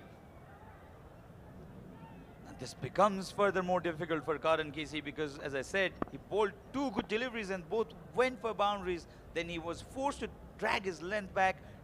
That was not a very good delivery, but you can understand the perspective of Karan Casey as well, and Lofty Eaton That is exactly what he planned. Staying deep inside his crease, will take the single and take the strike for the next over. Another expensive over again. 16 runs off Karan Casey's third over, 166 for 3, Namibia.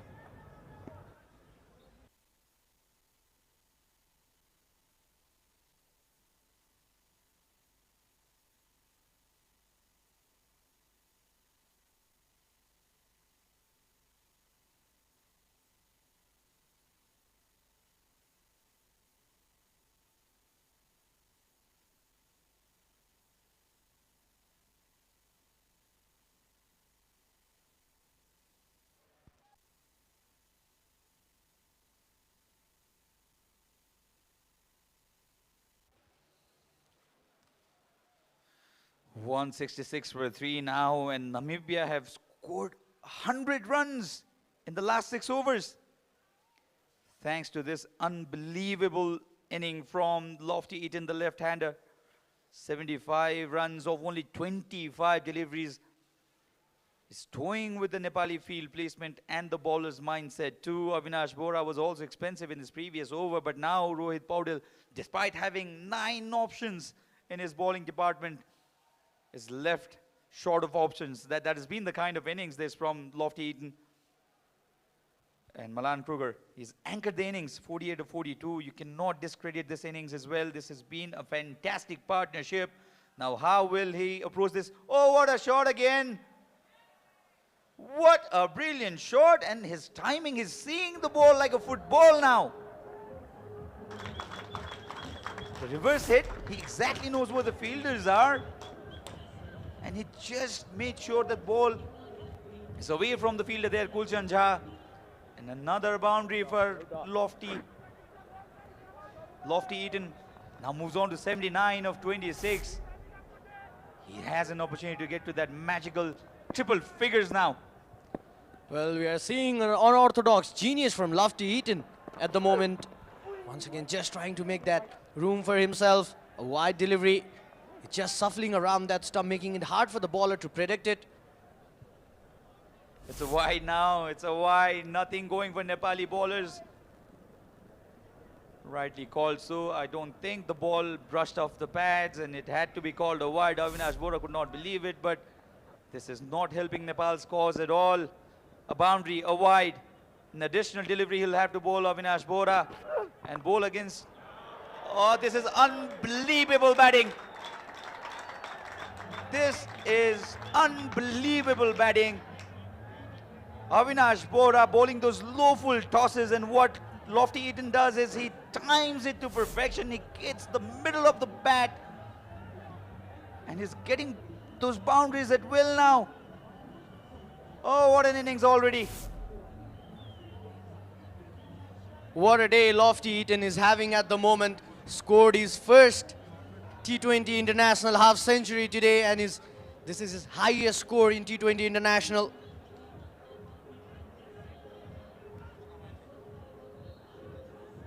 Tension now running across the Nepali lineup. The think tank coming in. Rohit Paudel running to the bowler and having a talk.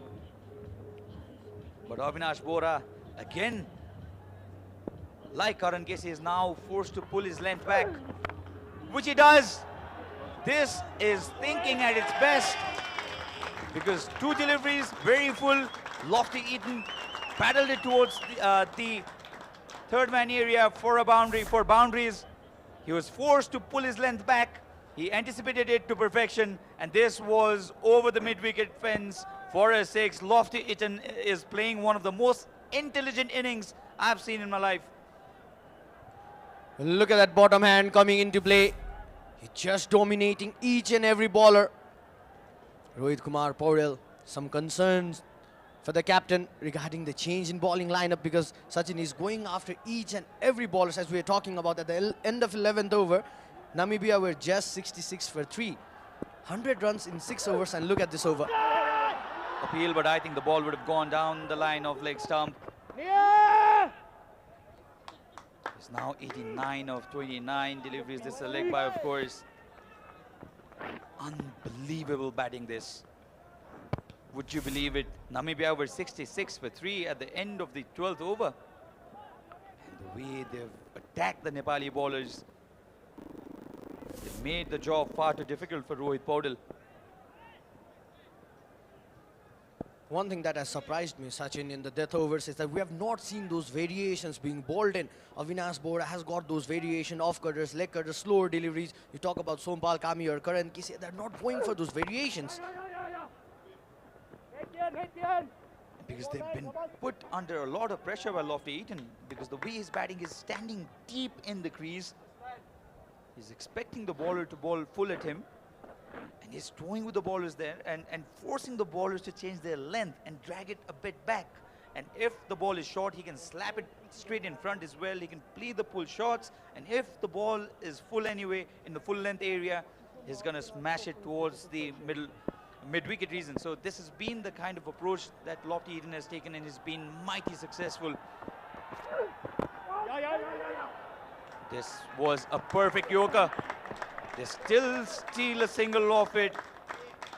17 runs, in fact 18 runs, comes off the 18th over, and Namibia won 84 for 3. Now well and truly looking for that score of 200.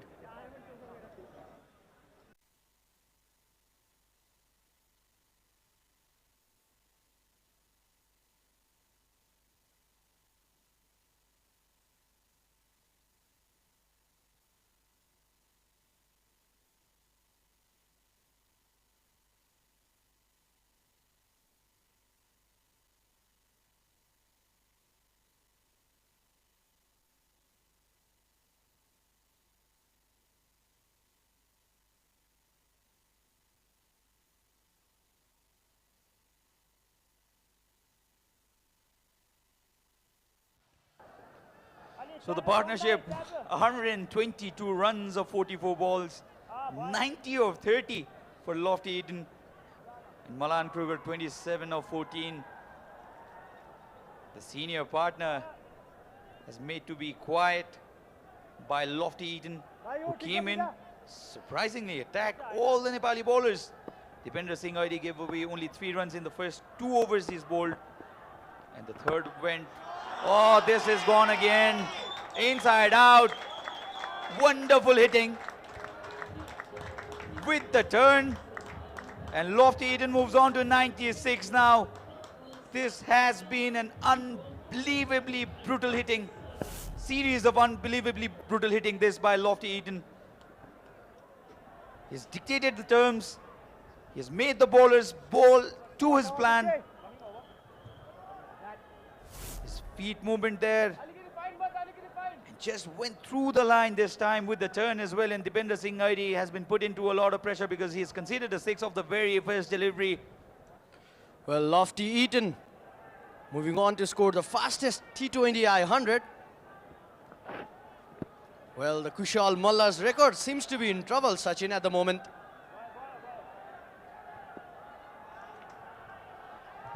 Well then, 96 of 31. 96 of 31. The idea was right.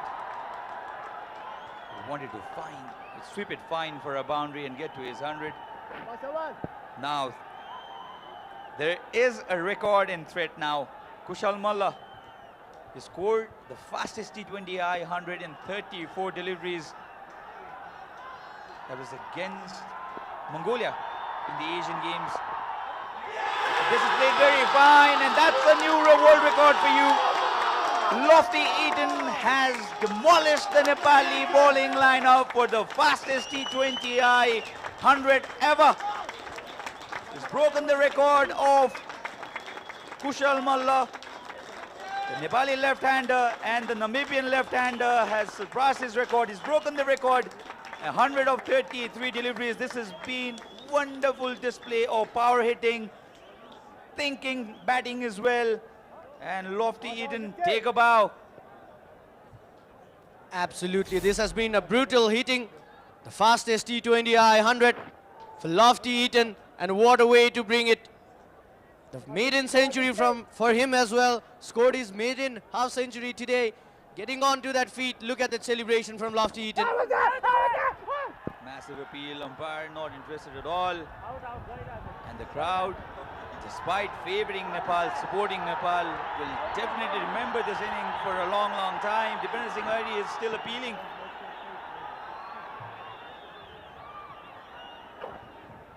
This inning deserves all kind of respect because it was not only brutal hitting there. He in fact dictated the terms. He made the bowlers bowl to his area. Switch hits, reverse hits. Feature of his inning was his anticipation of the length.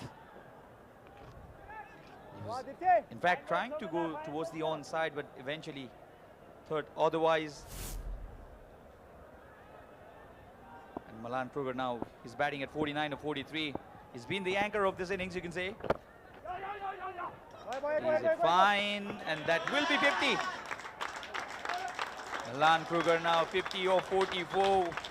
Very well batted. All he had to do in this partnership was give the strike, but this inning cannot be underestimated at all. 12 runs off this over at Dipender Singh Hardy. –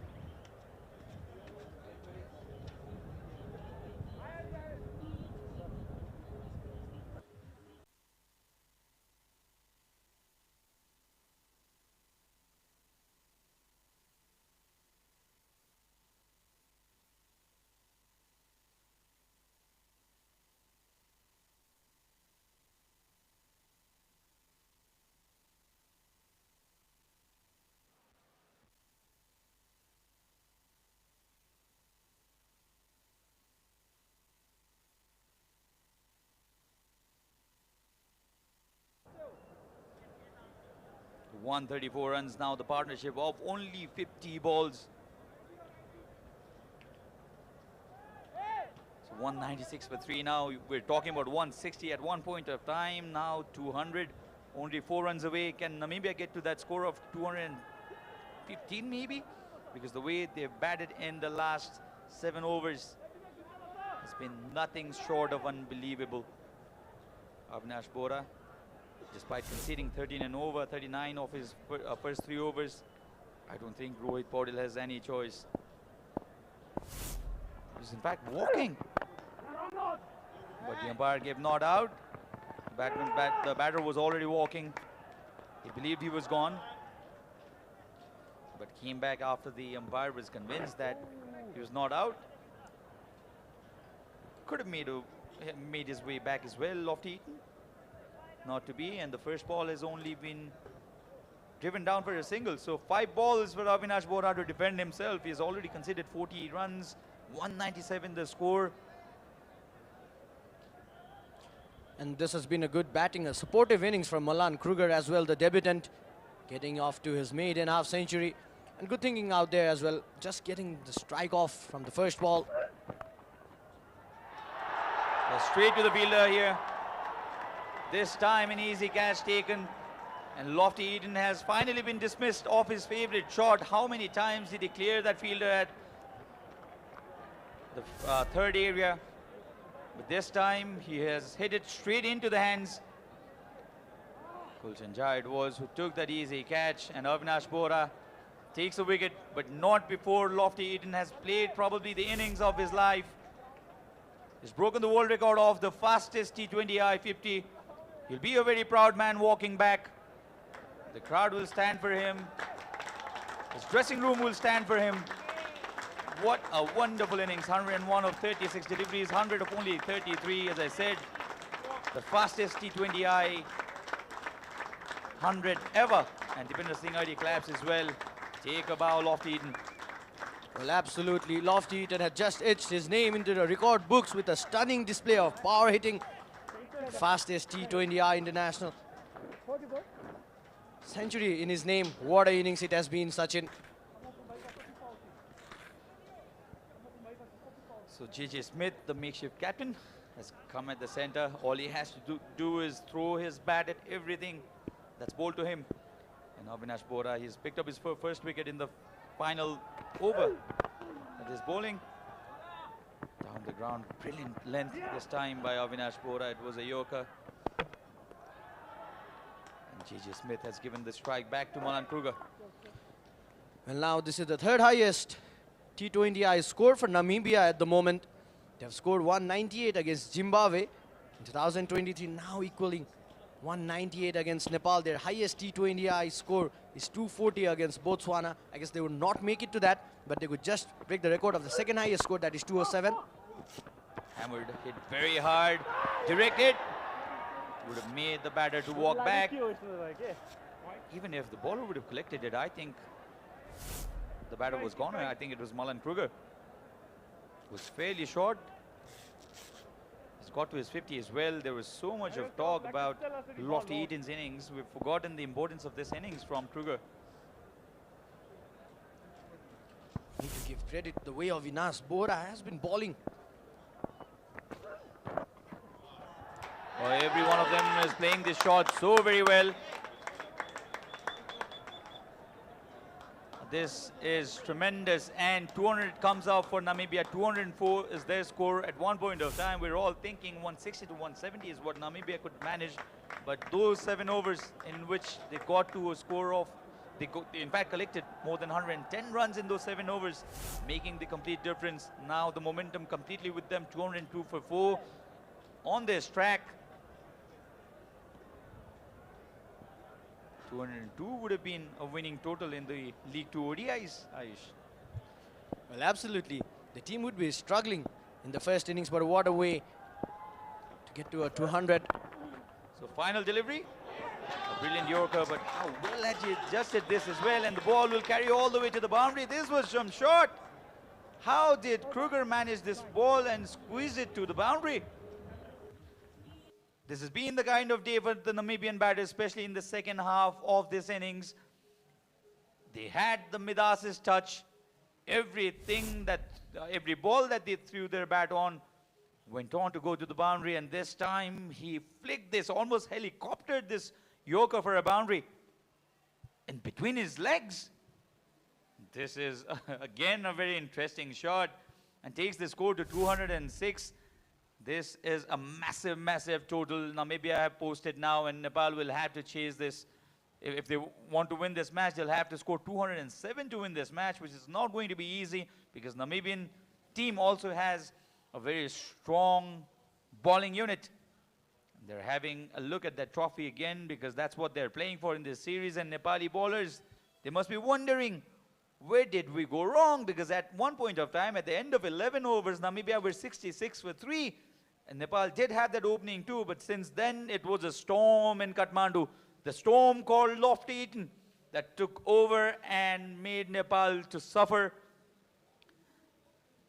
And eventually the score from 66 for 3 at the end of 11 overs in the last 9 overs, Namibia scored exactly 140 runs. That's how much they scored in the last 9 overs. So this is a great batting display from the Namibian batters, and they put themselves in a position which is much more than comfortable. Well, the third highest T20i score for Namibia. Now, there were plenty of boundaries scored by the Namibian side, especially in the second half of the innings. And let's have a look at those dish home 500 boundaries.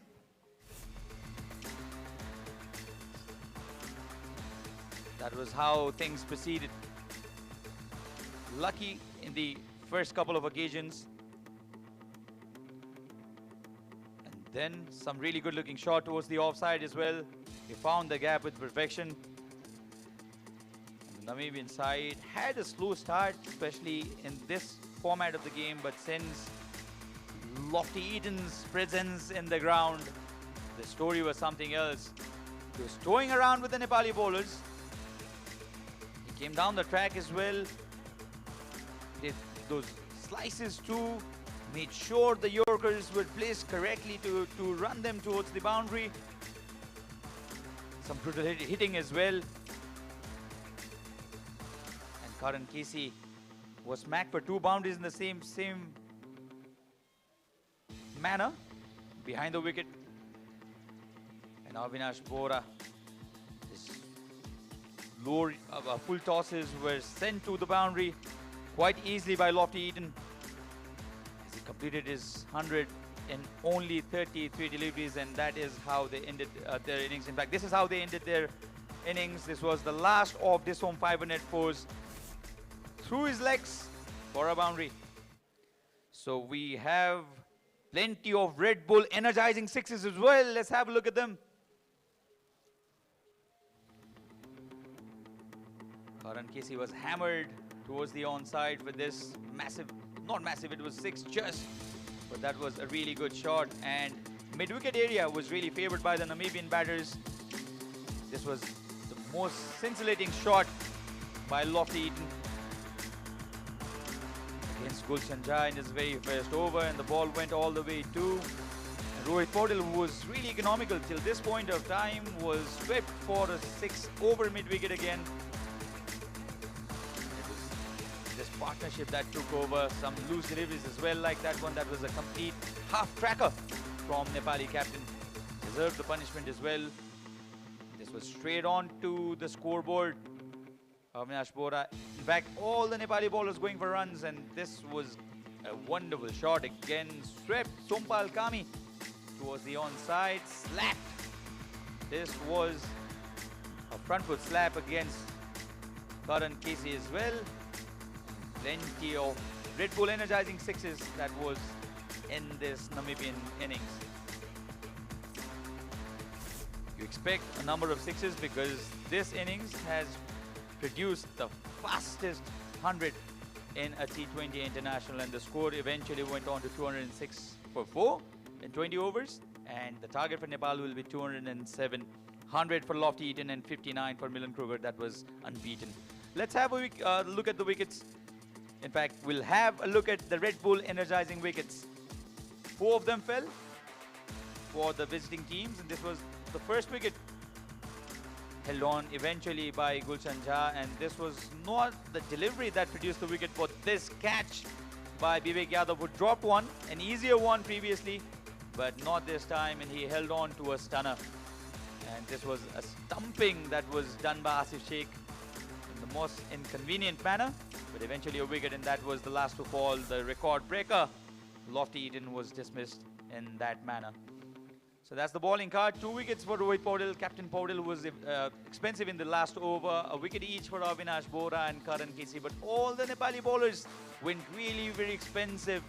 And the total for Nepal to chase is 206, because Namibia were really good in the first innings and they scored 206 runs at the loss of 4 wickets. Now we'll take a short break and we'll come back. We'll have Nepal's chase.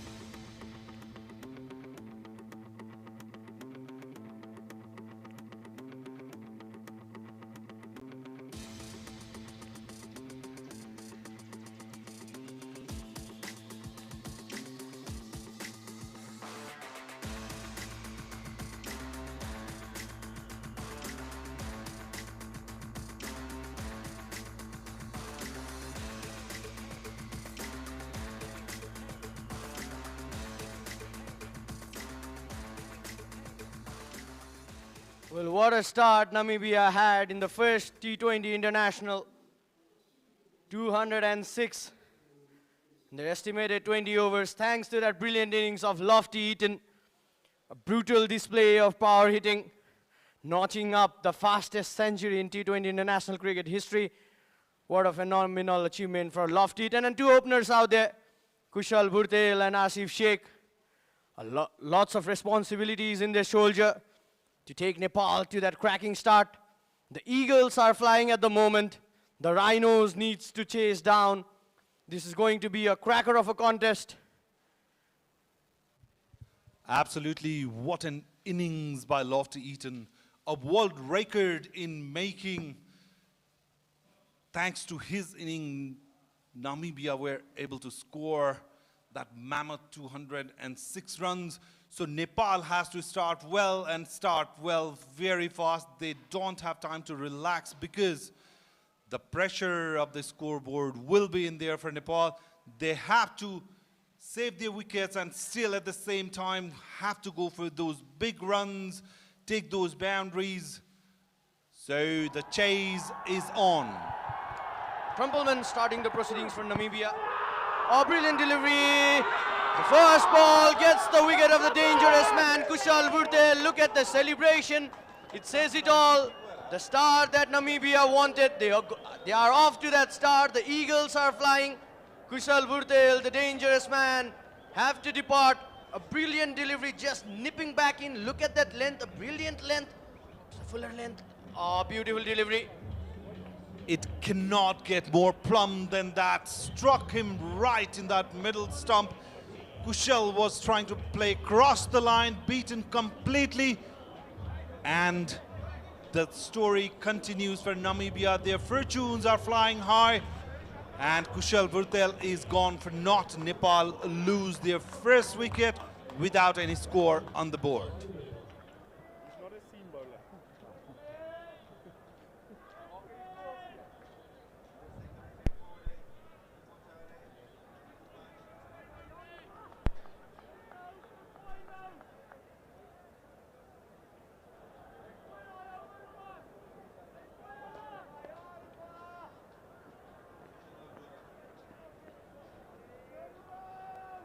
Center, please. Middle. Thank you.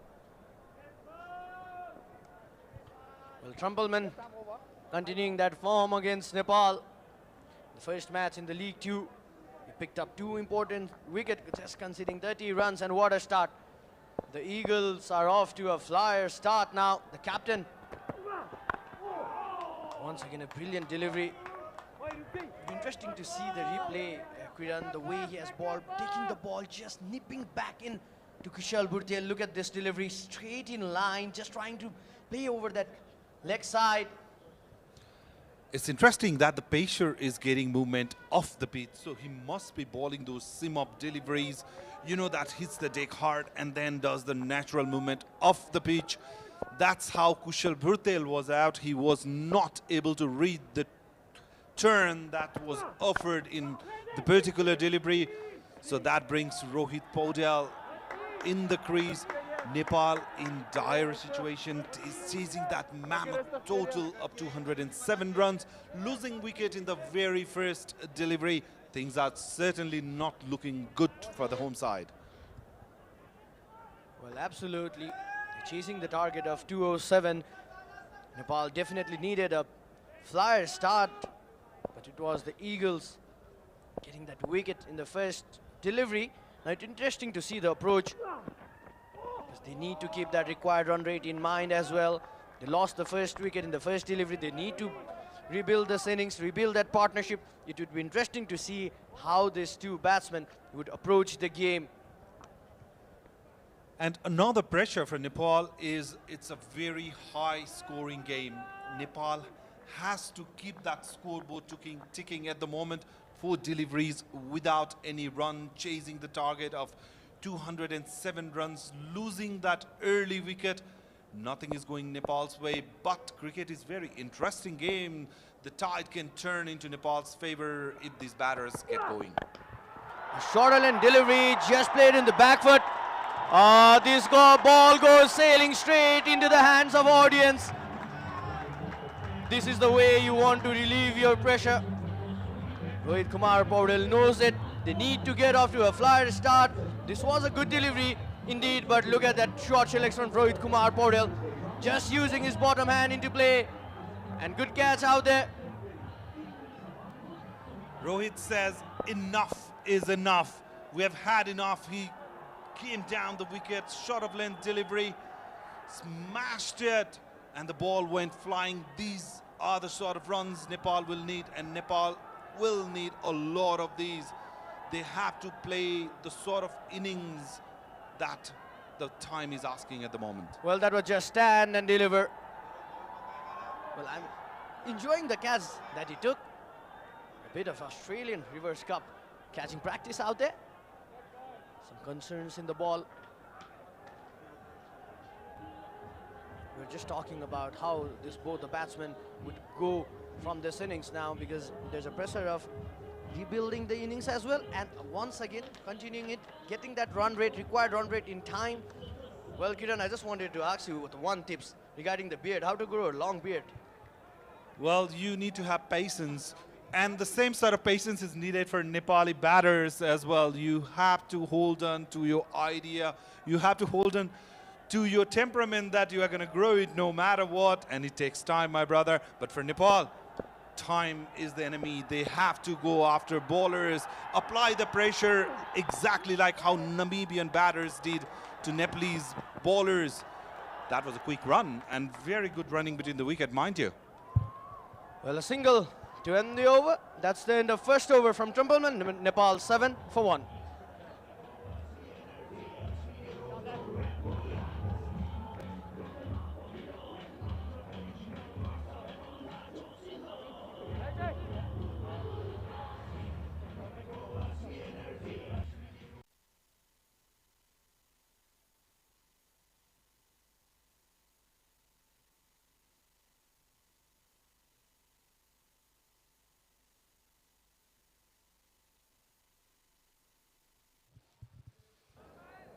Well, the required run rate would be definitely in the minds of both the batter. Nepal, at the moment, they just require 10.52 per overs. You could just target to go over 11 runs per over. This is the power play. There are just two fielders outside the circle. You could just target it. And the man is there, Lungameni. A good run in the League 2 as well. Loves hitting the deck hard. There's long mid-on, mid-off, extra cover, point, backward point. Just two fielders inside the circle in the 30-yard. This is a good approach. You could just see the line that Lungameni is bowling at the moment. Well, the former captain, Gyanendra Malla, the coach of Nepal A side, enjoying the game.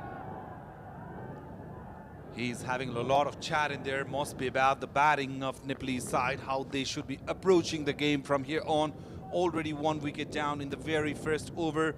Lungameni is a sort of bowler who'd love to put the pressure on batters, but at the same time, Rohit Paudel must have a plan in his mind to go after the bowlers. They must have assessed the bowlers in the dressing room as well, dancing down the ground. So he is showing some intent to go for those shots and release the pressure as far as possible. So it will be the first time in 8 deliveries that Asif Sheikh will be on strike for the first time. Well, absolutely. And talking about Lungameni, we were just talking about the field set.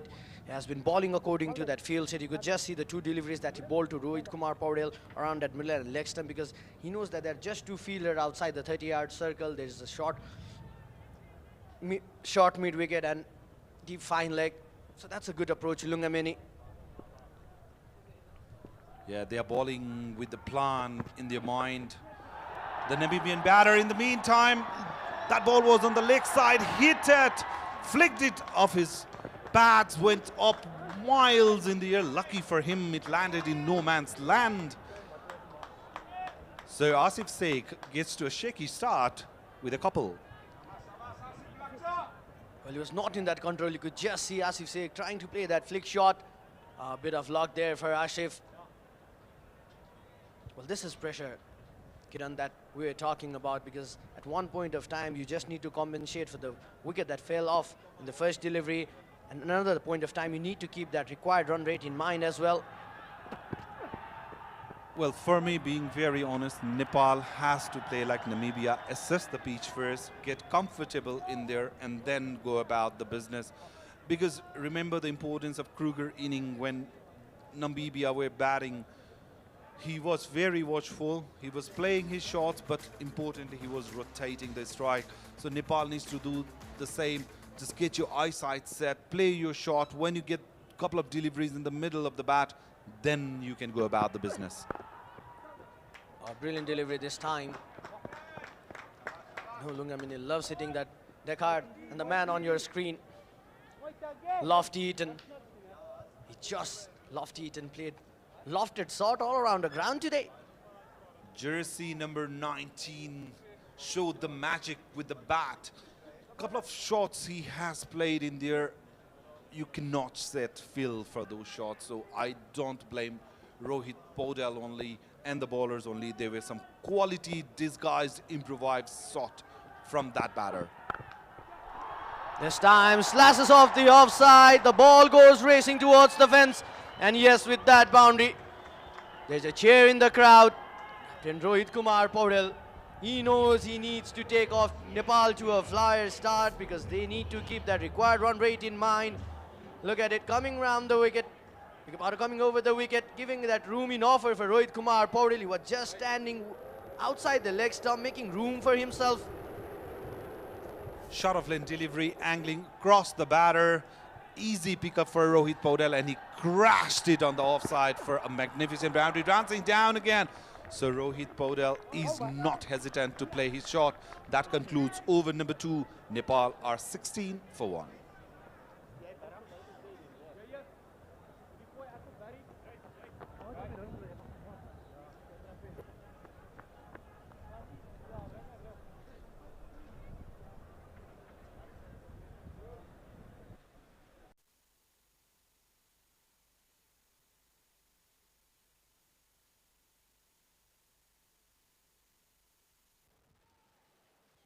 Well, 16 for 1. After 2 overs, a good start for Lungameni. Just conceded 9 runs.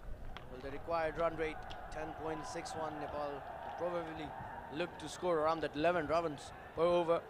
Asif Sheikh, the first shot that he played, is not much in control. Trumpleman. This time another short delivery. And this has been good with Trumpleman. You can just see Trumpleman, right-handed seamer, just coming over the wicket. So what Trumpleman is doing is he's generating pace off the pitch as well. That is what is making life harder. He's getting the movement of the pitch. The over-pitch deliveries that he bowled in the very first over, there was a hint of movement coming back into the right-hander. That's what did the trick for Kushal Bhurtel. This is what I was talking about, coming into right-hander, Trumpleman coming round the wicket, making that angle, taking the ball, nipping back into the right-handed batsman. We saw Lungameni coming over the wicket with that left arm seam, not creating that angle, and you could see Trumpleman, the way he has got those wickets, just making those angle back in, nipping back in, and Asif Sheikh needs to be careful from here because we have seen Asif struggling with those balls that has been nipping back in towards him. Another advantage Trumpleman has is he's a tall guy, bowls high arm action, so the ball's coming somewhere around from 7 feet. It's never too easy. In the meantime, beautifully played towards the leg side. 2 fielders are chasing it. Will be cut off. They will get a couple. So what I was talking about is the way he bowls coming round the wicket. It's always hard to see the angle in which the ball's coming. One thing and another with that high arm action, it's always very hard for any batter to judge that ball to perfection and hit the shots. Good fielding effort there by Big Knot.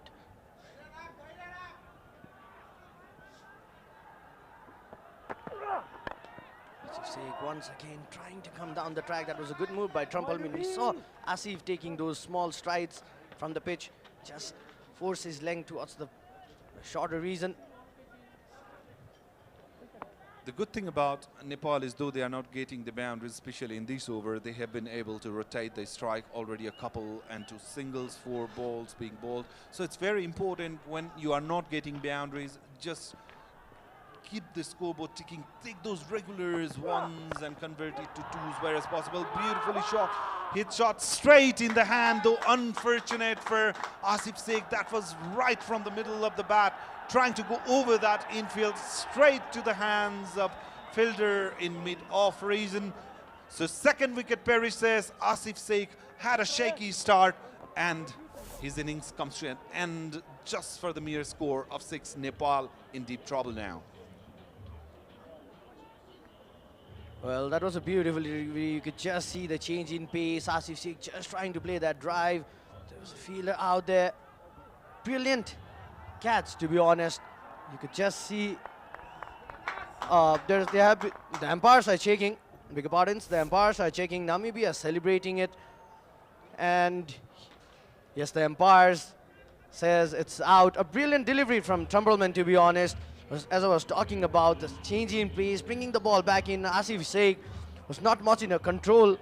Another wicket for Nepal. The Eagles, the Namibian Eagles are flying at the moment.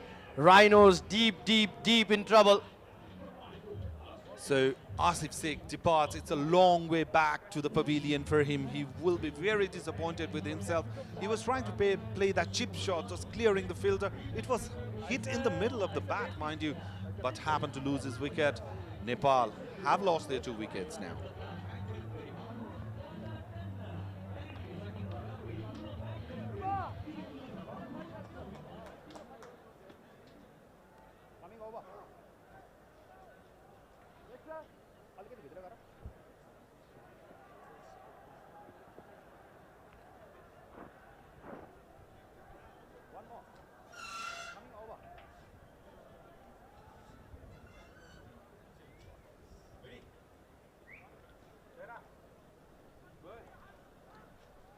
Left-handed batsman Kushal Malla, whose record was broken in the first innings by Lofty Eaton, comes down to the crease, joining his captain.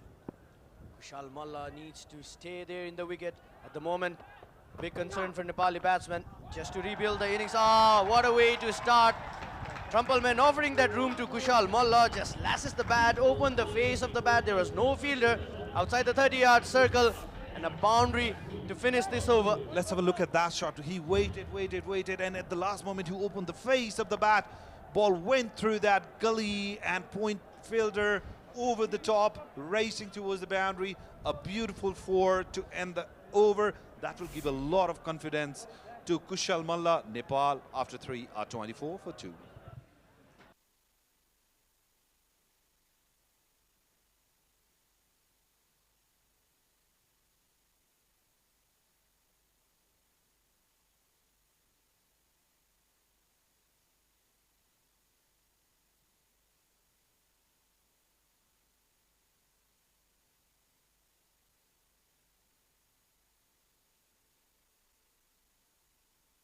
So, Lungameni will continue from 2 end and Rohit Paudel will be facing.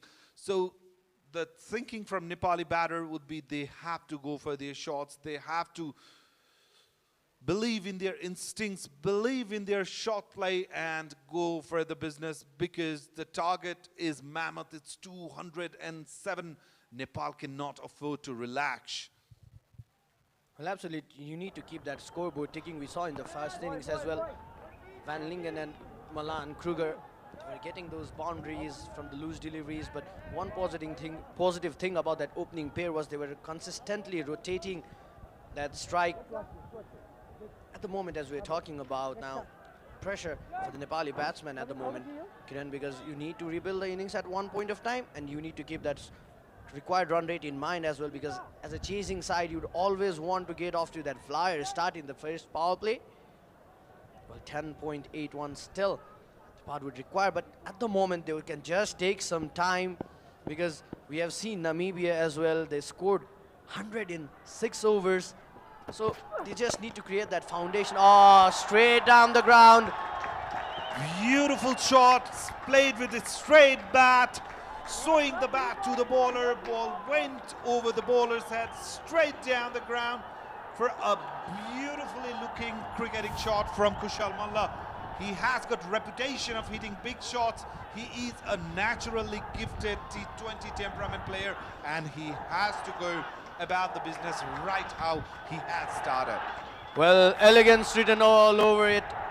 Kushal Malla, well, with that boundary, the cheer from the crowd erupts. Nepal chant is out. So Frilink is having a chat with Lunga Meni, because Namibia are also cautious about not giving too many runs away, especially in the power play. Already haven't taken 2 wickets. The ball's gone, maybe somewhere around that, hiding somewhere around that side screen. The third umpire and the players are looking for it.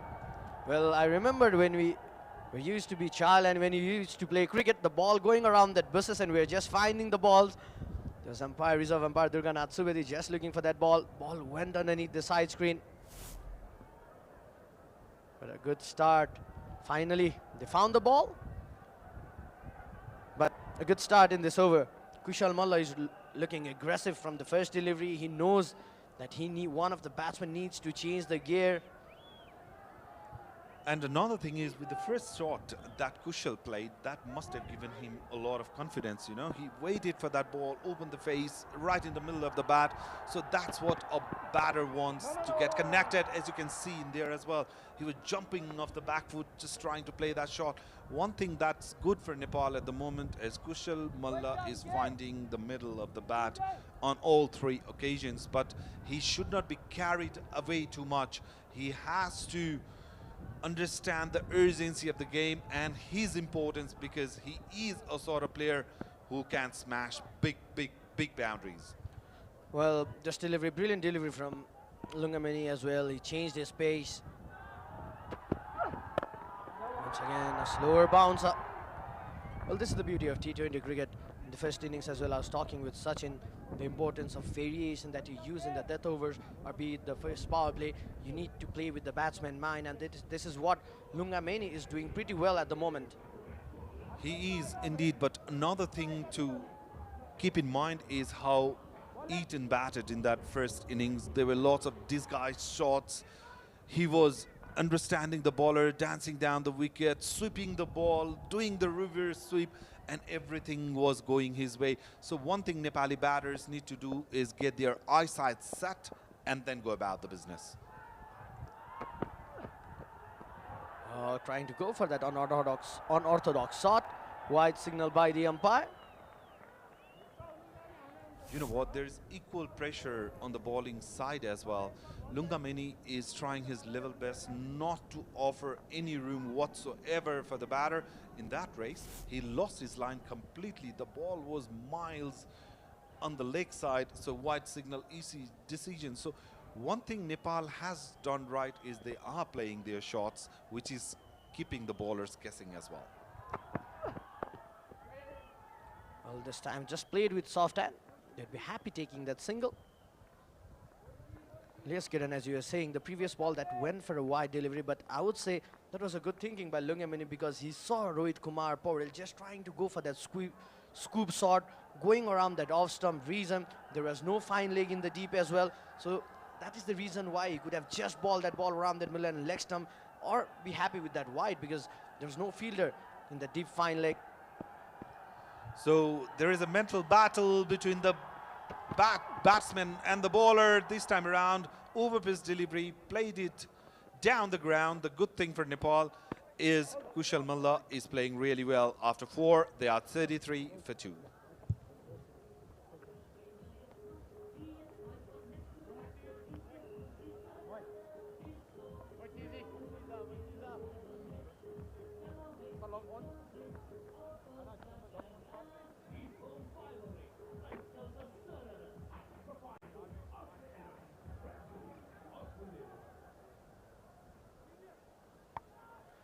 Well, a decent start, we could call it, for both the side, because in the first innings, Namibia, after the end of first power play, were just 36 for 1. Nepal has lost both their openers, Kushal Bhurtel and Asif Sheikh. A bit of rebuilding going on from Kushal Malla and Rohit Kumar Paurel. So in between here is Trumpelman to Kushal Malla. He played it with straight bat. middle of the bat yet again, Ayush. The ball went flying for a massive six. The first six for Nepal, the much needed one. Kushal Malla is in devastating mode and is already showing some impressions. Crowd are pumped up, so are we here in the com box. Well, look at that, a textbook perfection. The batsman just leans into that shot, presenting the full face of the bat. What a beautiful shot there by Kushal Malla. Well, the aggressive Kushal Malla is looking elegant. Kushal Malla, another shot this time, offered some room, used his wrist. There's no field around the third man region, playing with the field, Kushal Malla. You must be kidding me on both those shots. He just showed the face of the bat because Trumpleman is offering enough pace in his deliveries. What a witty batter, what a wonderfully witty batting here from Kushal Malla. Excellent, excellent display of what it means to get that ball connected right in the area you want. Well, absolutely, that was just a delicate touch, using the pace of the ball, just guiding with the wrist. Well, I said it, aggressive, we used to call Kushal Malla aggressive Kushal Malla, but it's looking elegant Kushal Malla at the moment. Well, Kushal Malla would be definitely looking for that big score now because he's off to a flyer start, but he needs to stay in the crease. The crowd are getting involved in the game. Everyone is pumping, cheering for Nepal. Kushal Malla is playing a sensible knock. Look, what I like about this particular innings so far, though, is just of 8 deliveries. He is utilizing the pace of the bowler beautifully. He is not trying to hit the ball too hard, finding the gaps. He is getting the ball to go where he has intended so far. So for the first time, Namibia are feeling the hit a bit. Trumpleman in his third over has already gone for 11 of first 3 deliveries. Ayush, this game is gonna get closer than we expected. Well, absolutely, Rohit Kumar Paul at the moment just need to play that anchor role, to be honest. And one thing, Kiran, you could just understand is that Kushal Malla is finding it easier to play both the left-handed seamers, Trumpleman and Lungameni, is that you could see Kushal Bhurtel, Asif Sheikh and Rohit Kumar Paul. The plan has been simple from the left-handed medium pace duo of Namibia, is that just they're trying to bring that ball towards the right-handed batsman, but Kushal Malla, being a left-handed batsman, is still having that advantage because when the ball is just going outside him, he's offering that room to Kushal Malla, he's using that field. Absolutely, and another thing is he was able to bring the ball nipping back into the right-hander, so for left-hander it will be leaving away, and with the absence of first slip or any slip, it will be easier for Kushal Malla to go about his business because there is no threat of ball being caught even if it gets into that slip curtain. So Kushal Malla is making the bowlers think at the moment, and Nepal needs him for a long time out in the middle. Well, a good thinking. 12 runs came off this over, a good decent over for Nepal. That's the end of 5th over. Nepal 45 for the loss of 2 wickets.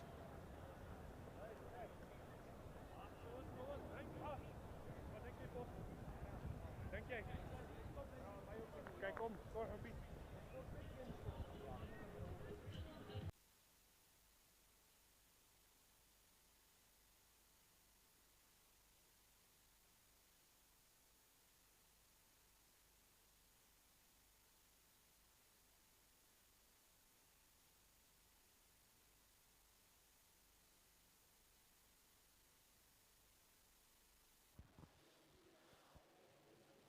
So after the shaky start, Kushal Malla and Rohit Podel are showing some intent out in the field. Trumpleman was gone for a massive 6 and a 4. So for the first time, there is change in bowling. Skolch, the spin is being introduced for the first time, and there is change in our commentary box. Ayush is taking a break, and Sachin joins me in here. Welcome, Sachin. Nepal are showing some intent out in the middle. Absolutely, Kiran. 45 for 2. There's support for the other team as well in the crowd section. Sweeps it. This is in fact Hoik for a boundary. So Rohit Paudel introduces the spinner with A powerful blow towards the onside. Nepal moves on to 49. Welcome to the crease, says Rohit Paudel. Look at that. He was ready for that shot. Front foot, swept it fine enough to get that boundary. The first ball gone for 4. Baller under pressure. The same shot repeated, but it was played in the air. A vertical shot, horizontal 6. Excellent, excellent batting from Rohit Paudel. The intentions are clear from both of these Nepalese batters. They are not going to hold back. Absolutely, they don't have to because they have all the licenses in the world to go after the bowling. The fielder was there at square leg. The mid-wicket reason was left empty for this purpose, and Rohit Paudel going with the turn and going over the fence this time. A boundary, a 6. What do we have here?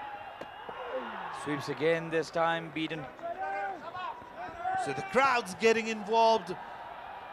Game looks evenly poised at the moment. 55 runs already on the score. 3 balls to go in the first power play for Nepal. Nepal are playing good. Inside out this time, and Rohit Paudel is not done with that boundary and 6. 14 of 4. This is again toying with the bowler because this time Rohit Paudel went against, in fact with the turn. And unlike the previous 2 boundaries that in which he went against the turn, this time he went with the turn. So he knows where the fielders are. A brilliant over already this for Nepal. Absolutely, and Namibia are getting the taste of their own medicine. Remember when Lofty Eaton was batting, the ball were flying all over the park. The same story is being repeated at the moment. Nepal are right on top, especially in this over. The last delivery, he's batting sensibly, played it with soft hands, just for a single, will keep the strike. Nepal, after the first power play, are 60 for 2.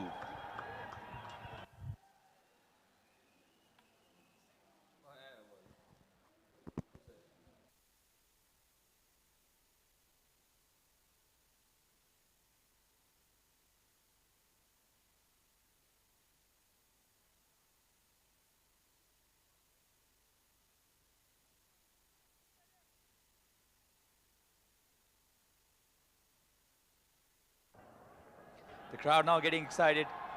Plenty of boundaries. The first power play produced 60 runs. Nepal going at 10 and over. What they need now, from now, is 10.5 and over. So spin from both the ends.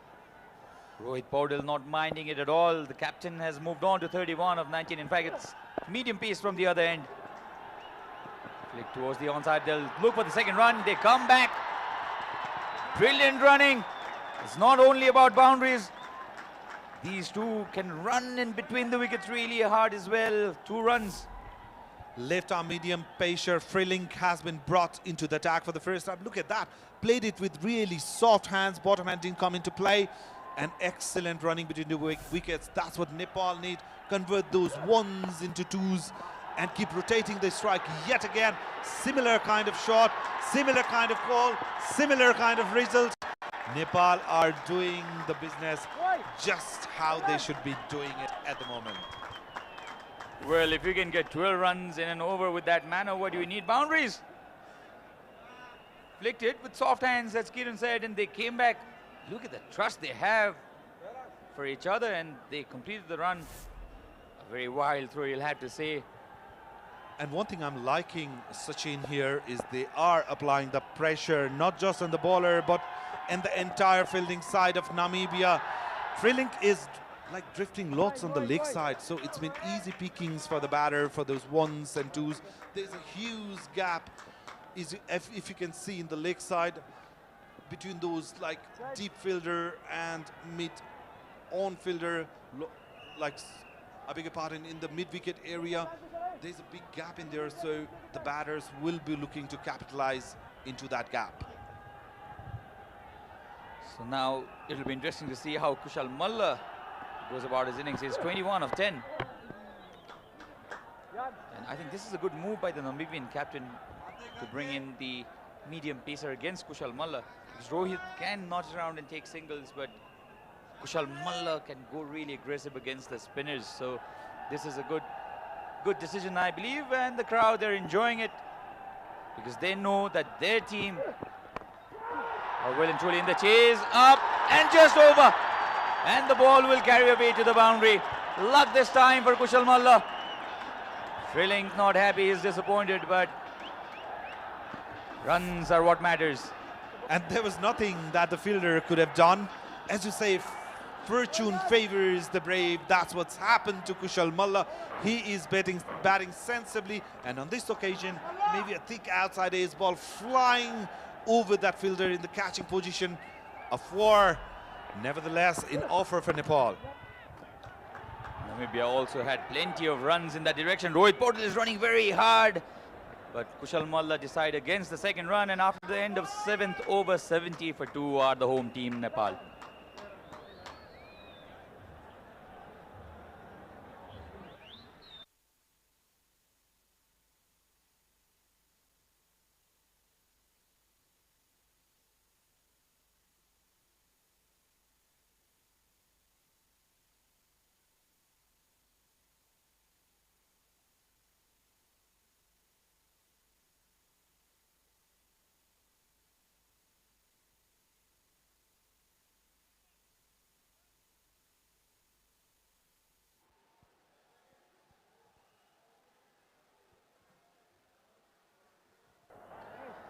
The crowd, jam-packed stands. You can say it's a no-brainer that cricket is really popular in this country, and there are 115,000 watching us live only on YouTube. You add television viewership to that.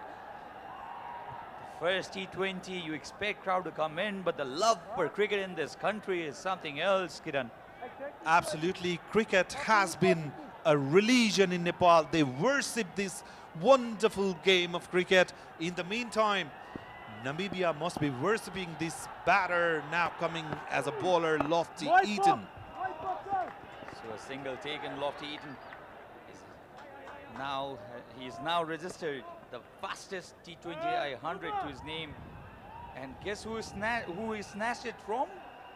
It's the man on the right of your screen. It's Kushal Malla. Absolutely. So 2 of the big world record makers are out in the middle. What a scene, what a view. To all the viewers, Lofty Eaton, take a bow for that wonderful, magnificent, super splendid innings. Oh, this is Rohit Paudel taking some bit of revenge from the man who made his bowlers suffer. If you can hit me and my bowlers for 6, well, I can return the favor as well, says Nepal captain. And Lofty Eaton must be feeling how it feels being smashed for those big shots. He was brutal against the Nepalese bowlers. Now the captain said, well, it's time for you to be the victim. We will do the honors. Definitely, yes. Now, if Lofty Eaton bowls anything that's short, Rohit Paudel can just rock onto his back foot and smack everything towards the onside. He goes after this again. Oh, this is taken. And what a day Lofty Eaton is having at the center. He invited Rohit Paudel for that shot. It was a flighted delivery. Rohit Paudel went after Lofty, and he is held out at the long on reason. Just could not get that distance, Rohit. And a very good catch eventually taken to dismiss Nepal captain. Absolutely a great catch indeed. Under pressure, Rohit was looking really dangerous. That was a running effort, ran all the way from, he was in deep long on position, mind you. He covered certain yards to grab that catch. Safe pair of hands. Captain Paudel goes for well played 42 of 24. Nepal has lost their 3rd wicket. At the moment, 77 for 3.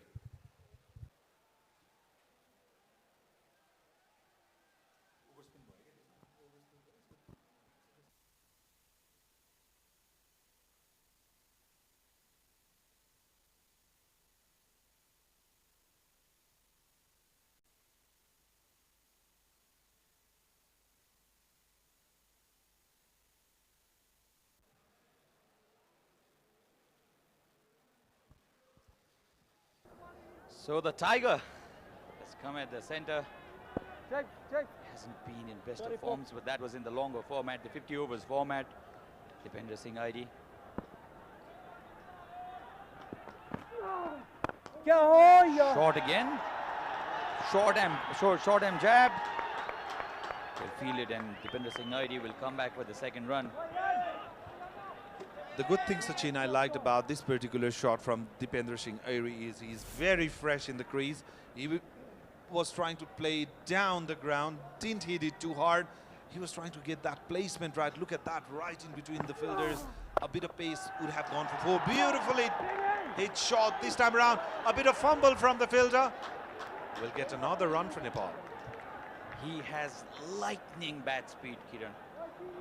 Dipender Singh ID. He's very strong in both sides of the square, on the both sides of the wicket. He has a flashing bat speed. He can generate that power, and Dipender Singh ID, if he gets any kind of room outside the line of off stump, he can cut the ball on either side of the point fielder. No ball. Just when Namibian team had Nepal on the back foot, Lofty Eaton has bowled a no ball, and he'll be bowling this no ball to Kushal Malla.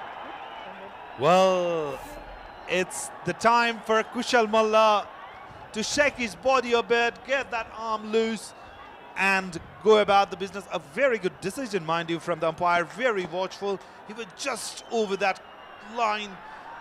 So the free hit coming up. Oh, this is an interesting shot. He had no risk in that, but very good feeling there at the deep. And he saved 2 runs for his team. So a certain looking boundary has been restricted to only 2 runs thanks to this tremendous effort by the fielder there. He brought the ball back in. Wonderful awareness. Very alert, the fielder there, and he just threw the ball back. And 2 runs for Nepal, 83 for 3 after 8.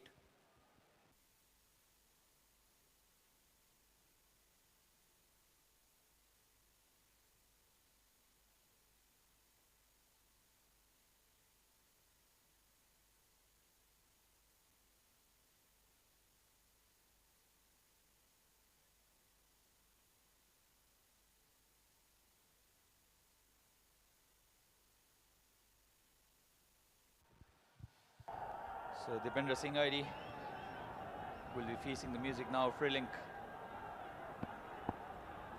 give away 10 runs in his first over. Loves driving as well, Dipender Singh ID. And the biggest strength he has is his one of the best judges of the run. He judges a run so very well, and he's so quick in between the wickets as well.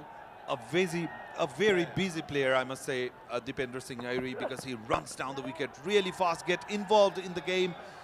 He understands the urgency of the situation, and there has been so many times that Dipender Singh Airi has rescued Nepal from these sort of dire situations, and a perfect platform for Dipender Singh Airi to show what he's capable of. On the other hand, Kushal Malla is playing very sensibly. I'm loving the way he's batting at the moment. Normally a very aggressive batsman, but today he has been really watchful, not going hard with the ball. Every delivery, he's taking his time, utilizing the pace of the bowlers. He has to stay there for as long as he can, because it's very vital for Nepal. Sachin, you have watched lots of time Kushal Malla batting. How do you evaluate his particular inning in this game so far? He's been smart. He's taken the risk when it was needed, because both Kushal and Rohit, they made sure that Nepal did have a good start, because they're chasing 206, 207 runs in fact. So for that, I think that partnership he had with Rohit Paudel made the difference. Dipender Singh ID and Kushal Malla now have this added responsibility to build another partnership and take Nepal to a comfortable position, so that they can go big in the last 5 overs, because what they need is a score of 207 to win this match. Nepal would want this victory very, very desperately, because they've had a forgetful World Cup Cricket League 2, defeated thrice in the 4 matches, and the fortress of TU completely dismantled by Namibia in particular, because they won both the matches. Netherlands also defeated Nepal very, very convincingly. A very unlike how Nepal plays in the home ground. So cricketing World Cup Division 2 was not something Nepal would love to remember, but they will love to win this game. It is very crucial for a team to get united, get that confidence back about, yes, we can do it, and go about the business. Last ball of the over, played it down the ground just for an easy single. So 5 singles of that over after 9. Nepal are 88 for 3.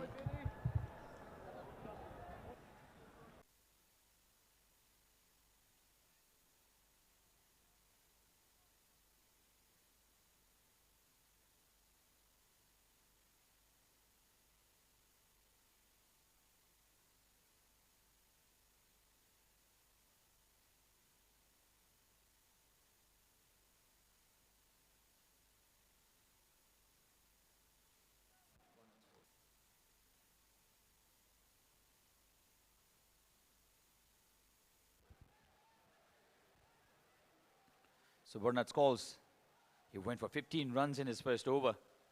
And you'll have to praise the makeshift captain today, Smith, as well, because he took Bernard Scholes out of the attack after he was hammered off for 15 in his first over.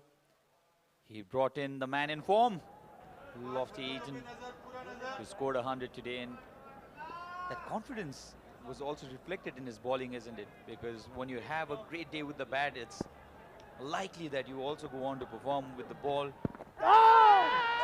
but I think the ball would have gone down the leg side. That was a slower flighted delivery from Scholes. Deceived Kushal Malla completely in the air. As you can see in the replay, just bowled with wide angle of his arm. Look how wide he bowled that ball, angled in.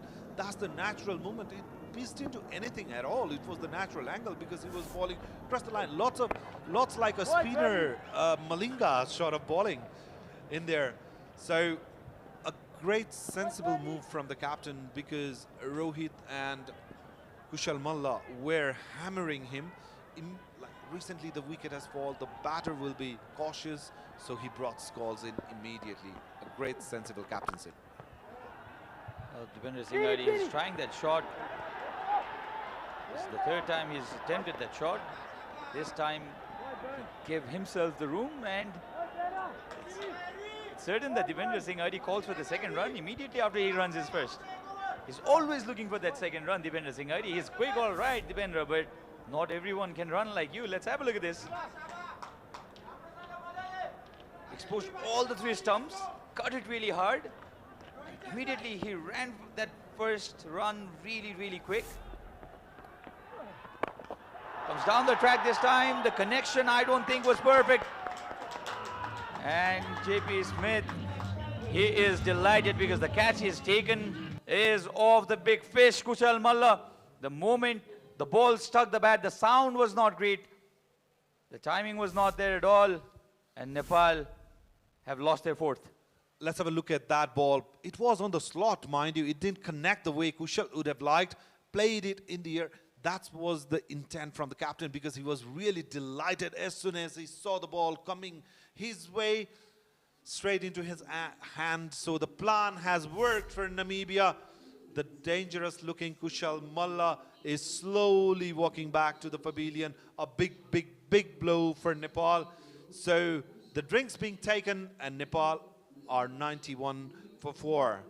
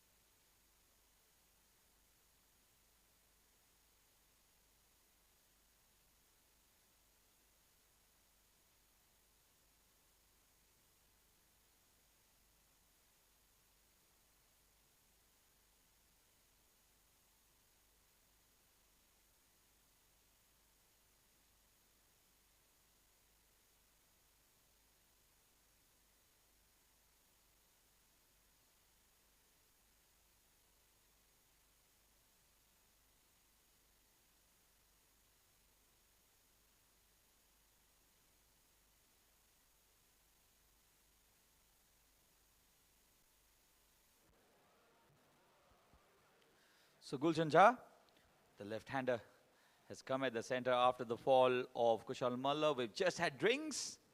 And Nepal now at the spot of bother. 91 for 4 after 9.5. The run rate not that big an issue. What is the number of wickets that have fallen so far.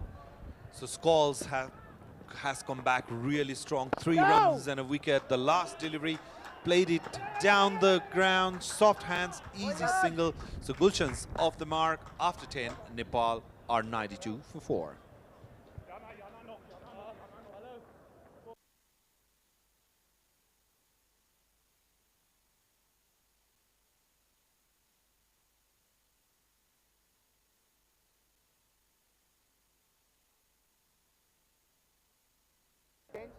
Right arm over.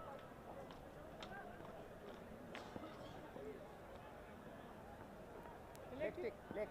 Thank you.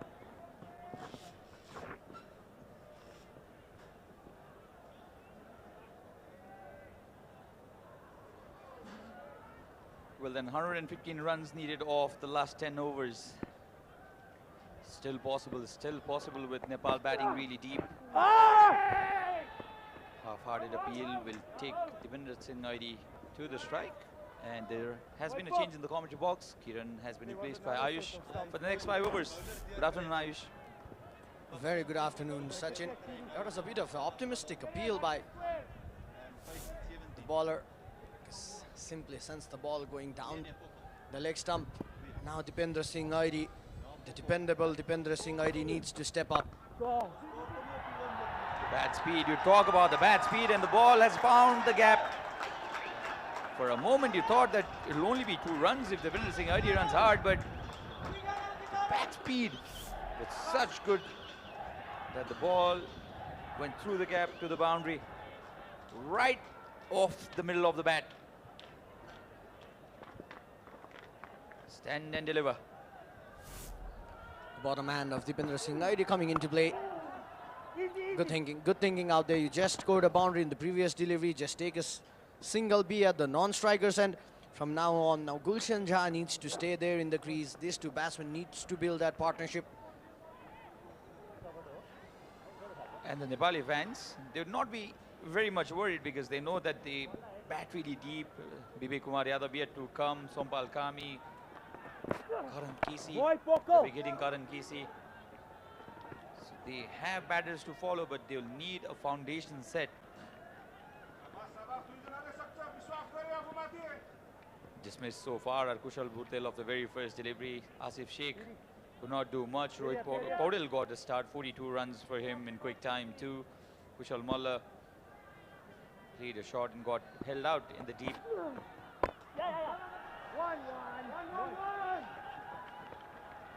Only a single this time.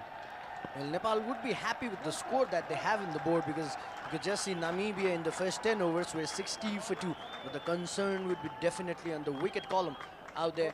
As Sachin was mentioning, Nepal bats deep down the order, but they need to create that foundation. Gulshan Jha and Dipendra Singh ID.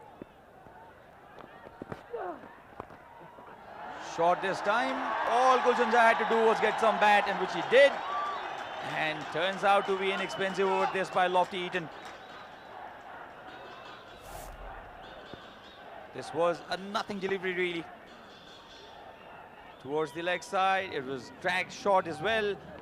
And all Gulshan Jha had to do was connect it with the bat, which it did. Lofty Eaton has bowled another expensive over. Score 104 for 4.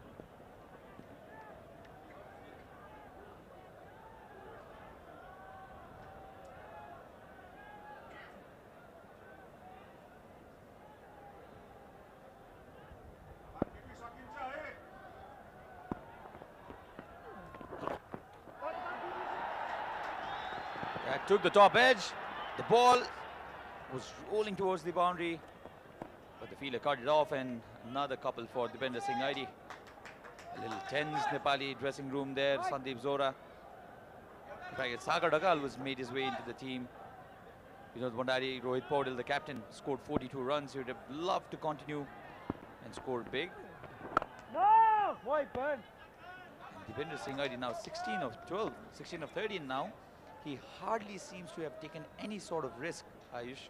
But that's the virtue of this player, Deepinder Singh Adi. He likes taking singles and doubles, likes converting ones into twos, puts a lot of pressure in the fielders in there. He wanted the second run immediately. He was looking for the response from Gulshan, which was not there. Especially when Deepinder Singh Adi bats with Rohit Paudel, it's a sight to see because they run faster than a cheetah. Well, absolutely. We know Deepinder Singh Adi loves converting those singles into doubles.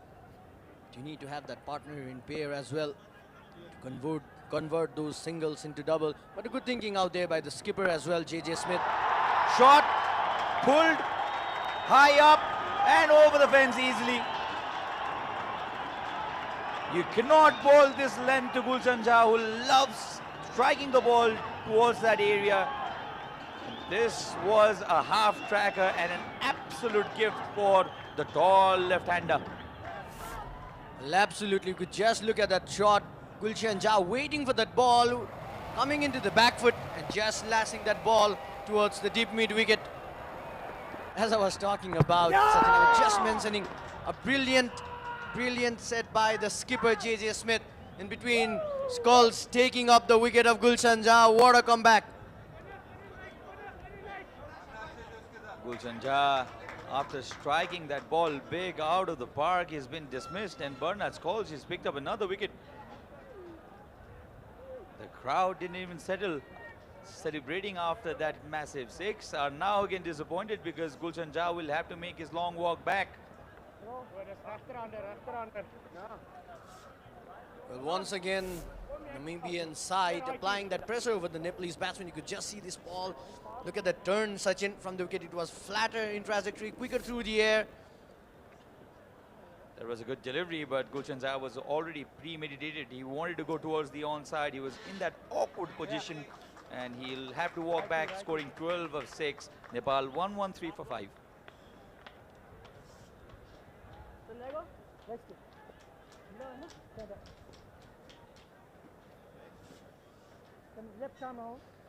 So the new man to walk in is Sandeep Zora. Sandeep Zora, right-hand batter. He can also strike big. He likes playing his shot as well. And this is something he can do as well. Deepinder Singh Adi is coming back for the second run. Sandeep Zora responded and they got this second run in no time. That's exactly the hallmark of Deepinder Singh Adi that we were discussing. He likes taking runs. He likes pushing his partners for that extra run as well. So that's the end of the 12th over. 5 down for 1-1-5.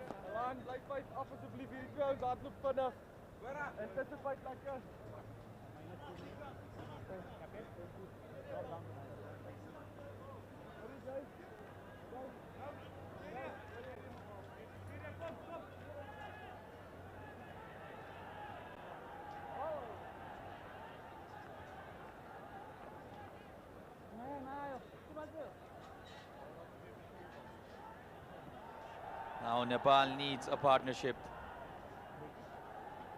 It's an urgent call now.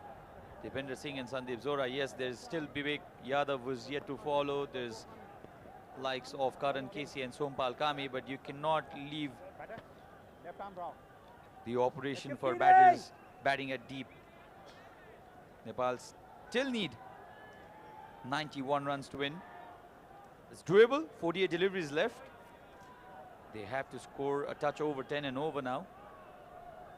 The runs are flowing. The run making is not a problem at all. Lignot has been brought into the attack by skipper Smith. Left arm off spinner. Oh, played really well by Deepinder Singh Adi. How well has he managed to get that gap? There was virtually no gap at all. But Deepinder Singh Adi is looking in a different mood today. It's not that wide for that shot as well. He adjusted his body so well, got past that fielder in the cover area and found the gap perfectly. He'll have to look to continue though. 21 of 15 now. Deepinder Singh Adi down the track this time. Will get an easy single. And good thinking there by the captain. J.J. Smith as well. There are two right-handed batsmen in the crease. Just attack from your two left-arm spinners, focusing on those matchups. The media box there, calmly observing this match. Nepal pretty much in the contest. Namibia would like to register the first win in the very first match of this tri-series. Just home 5-minute tri-series. The media box there. News, articles and updates coming to your way. The development of Nepal cricket was impossible without the role of Nepal's media. Supported Nepali cricket in every thicks and thins. Cricket Association of Nepal also got their new contract list ready yesterday. How well does he do this, Ayush? Stays on the back foot. Not much of feet movement. Oh, look at this. Dipender Singh ID. You cannot see a more alert batter than him on the field in world cricket. Always in the game, always focused. The bowler fumbling it a bit. Look, the ball did not even travel to a longer distance. It was just there, but Dipender Singh Airi was so very alert. At the time when the bowler realized, Dipender Singh Airi had already completed the second run. And we need to give credit to the trust that Sandeep Jora was showing at the moment, because he was running towards the danger area. Udeep Singh, a senior photojournalist, loves taking picture. He's very fond of this sport, the beautiful sport of cricket. 9 runs off this over already. Delivery to go. And Nepal will end this over with 10 runs. Exactly what's required for Nepal. 1-5 for 5 after 13 now.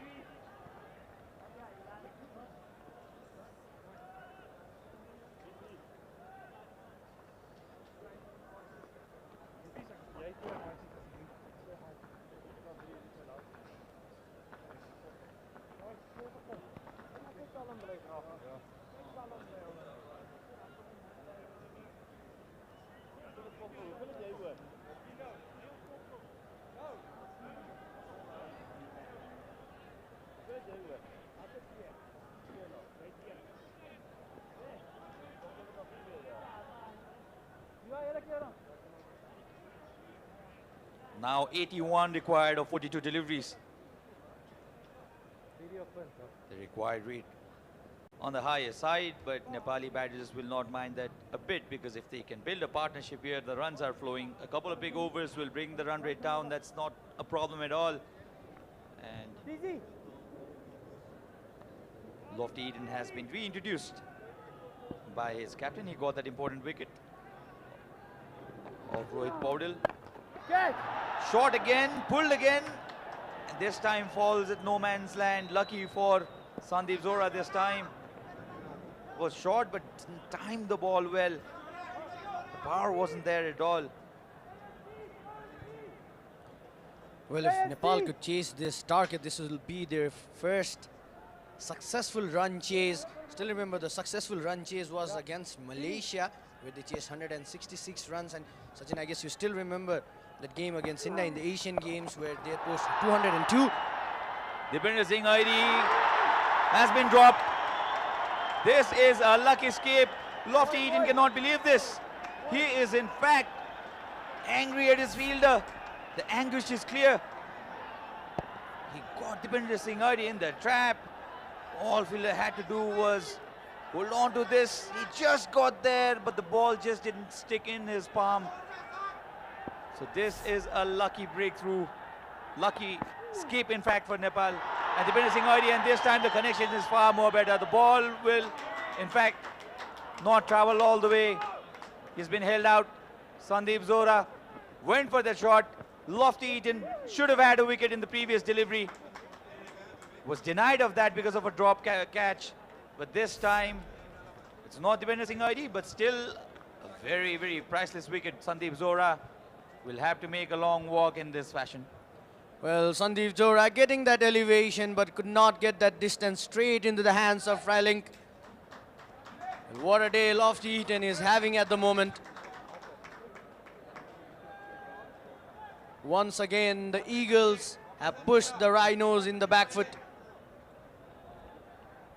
Sandeep Johra departs for just making 5 runs. Nepal now in deep, deep trouble.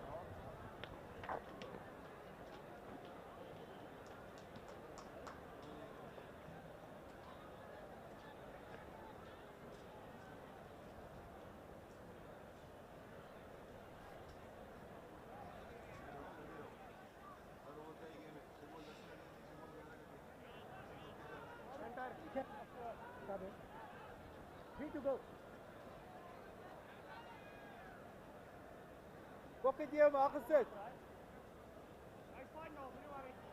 Michael. So Vivek Yadav comes to the middle. He's known for that heroic batting against Oman, where he nearly got Nepal team home when 28 runs were required in the last 12 balls. 26, in fact, of the last 6 balls.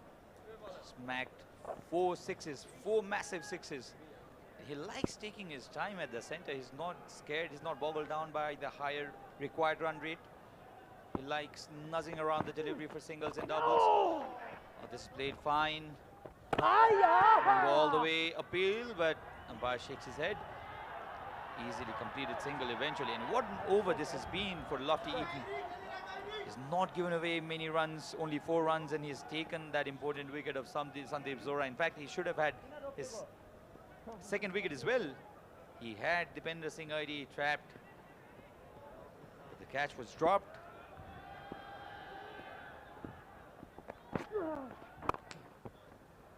Takes an easy single. In fact, they'll think of coming back with the second run, which is not there. Only a single means this over has costed only 5 runs and a wicket for Lofty Eaton. Nepal now 130 for 6.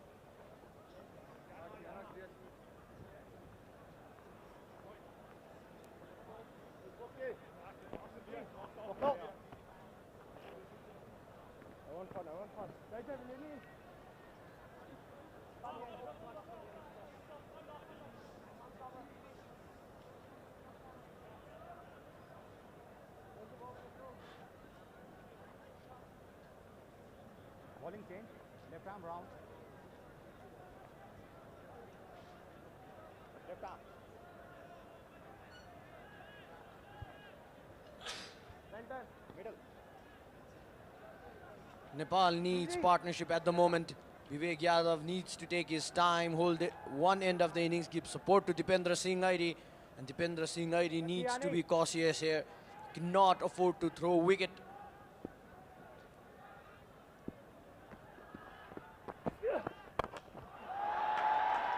Played it inside out, up in the air, and the ball will get to the boundary. A welcome boundary. This for Vivek Yadav and Nepal. The runs are coming, the runs are flowing. The only problem for Nepal is their batters are not being able to convert the starts. Rohit Paudel got to 42. He needed to play a big innings today because Nepal were chasing 207, but he got out. Since then, starts for Kushal Malla as well. And Dipender Singh Airi now has to lead this chase. Vivek Yadav can play around Dipender Singh Airi.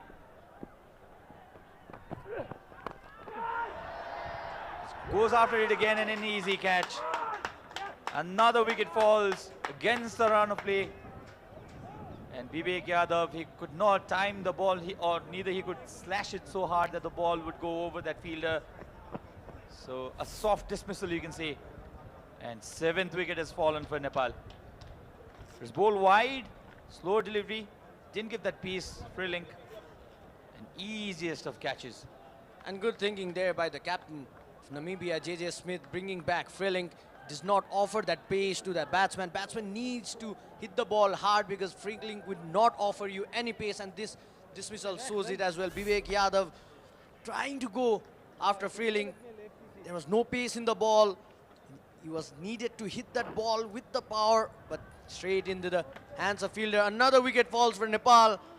Now Nepal in deep, deep, deep trouble. Sompal Kami, the new man in. They still need a partnership at the moment.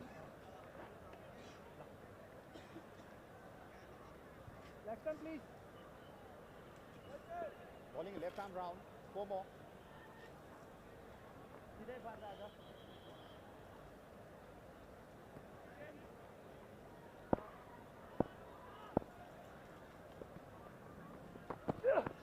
Oh, down! Brilliant. Change the pace again by Freelink. Yani! And the new man in is Sompal Kami. He was the second highest scorer against India in that Asia Cup match in Kandy. Played a couple of unbelievable strokes against the like of Hardik Pandya and Mohammad Siraj. Very, very capable with the bat. Trying the reverse hit. Well, Sompal needs to take time at the moment. That shot was not needed. He's the new man in. You need to settle down in the crease, play that anchor innings, because from another end, Dipendra Singh Airi is taking that responsibility. But today we need to give credit to the way JJ Smith has been shuffling his bowlers. He's been able to pick up wicket in regular intervals as well. Boy, Yan! The timing of Dipendra Singh Airi today has been exquisite. He's looking to play down the ground. He's looking to play down the ground, and the timing is such that he's not trying to hit it too hard. He's not needed to. But now the condition will be different because he'll have to go aerial. Because the required run rate is on the higher side, high up in the air. A one-handed attempt. Lucky for Sompal Kami. That was a very good attempt. I think he could have gone with both the hands.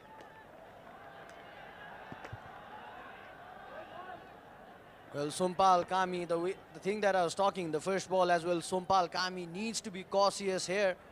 The ball was way outside the off stump.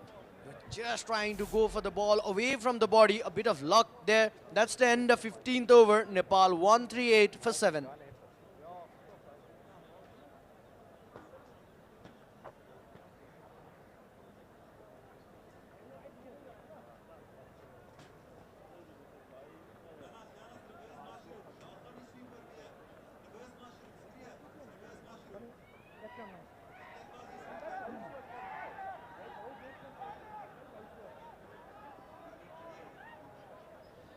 As we move on to the last 5 overs of the match, Nepal 138 for 7. Certainly Namibia on top now. Unless Nepal can play out of their skin and produce a blinder to win this match from here. Dipendra Singh Airi 28 of 21. Sompal Kami had just joined him. Sweeps it hard down the ground. They'll pick up the second run easily. Kiran, what do you think? How do you analyze the situation here, and how do you think Nepal's approach should be from here? The main thing for Nepal is they cannot afford to lose another wicket in no time. They have to keep their cool, get into the game, get one big over, and the whole scenario will change. So it's very important that Sompal will stay with Dipendra till the death. Again, this has been the kind of timing Dipendra Singh Airi is displaying today. It's not looking to shuffle too much inside his crease. It's almost stand and deliver material from Dipendra Singh Airi. There's such good bat speed and hand-eye coordination. He nearly found that gap. And one thing I like about his batting is conversion of his weight. He quickly moves on to the back foot, transfers his weight. That gives him a lot of room to free his arms. Reverse sweep attempted on this occasion, but straight in the hands. That's been the story so far for Nepal. The luck's not gone their way so far. Even the previous delivery, the fielder was diving, the ball fumbled out of his hand, but there was another fielder available to stop the boundary. But nevertheless, the game is still on. Nepal needs to put that fight. I know Karan Casey is yet to come. Sompal has got that capability of playing big shots. And when Dipendra Singh Airi is still in the middle, you can expect the unexpected. Cannot agree more there, Kiran. But Dipendra Singh Airi should be looking to pick up at least a couple of boundaries in an over. Is this one of them? Hit straight down the ground, only for a single. The boundary is still not there, and this is, under the circumstances, a brilliant over by Bernard Scholes. Only 7 runs off it. Can Nepal manage the boundary of the very last ball? Scholes has been brilliant. He's on to the last ball of his final over. Comes down the track. Sompal Kami, miles up in the air.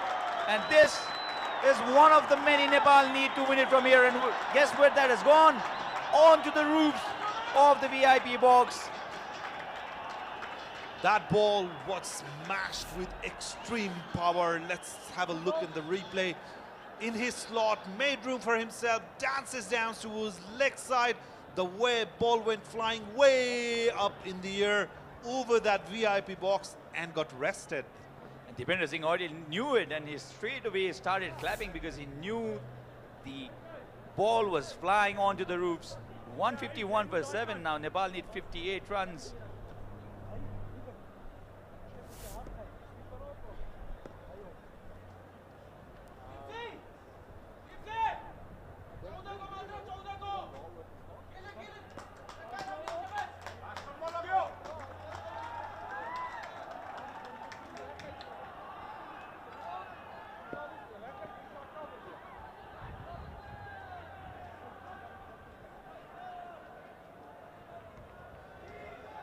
So Dipender Singh ID, 34 of 25. Sompal Kami struck a massive 6 in the last delivery of the previous over. And now the target for Nepal 207. They need 58 or 4 overs.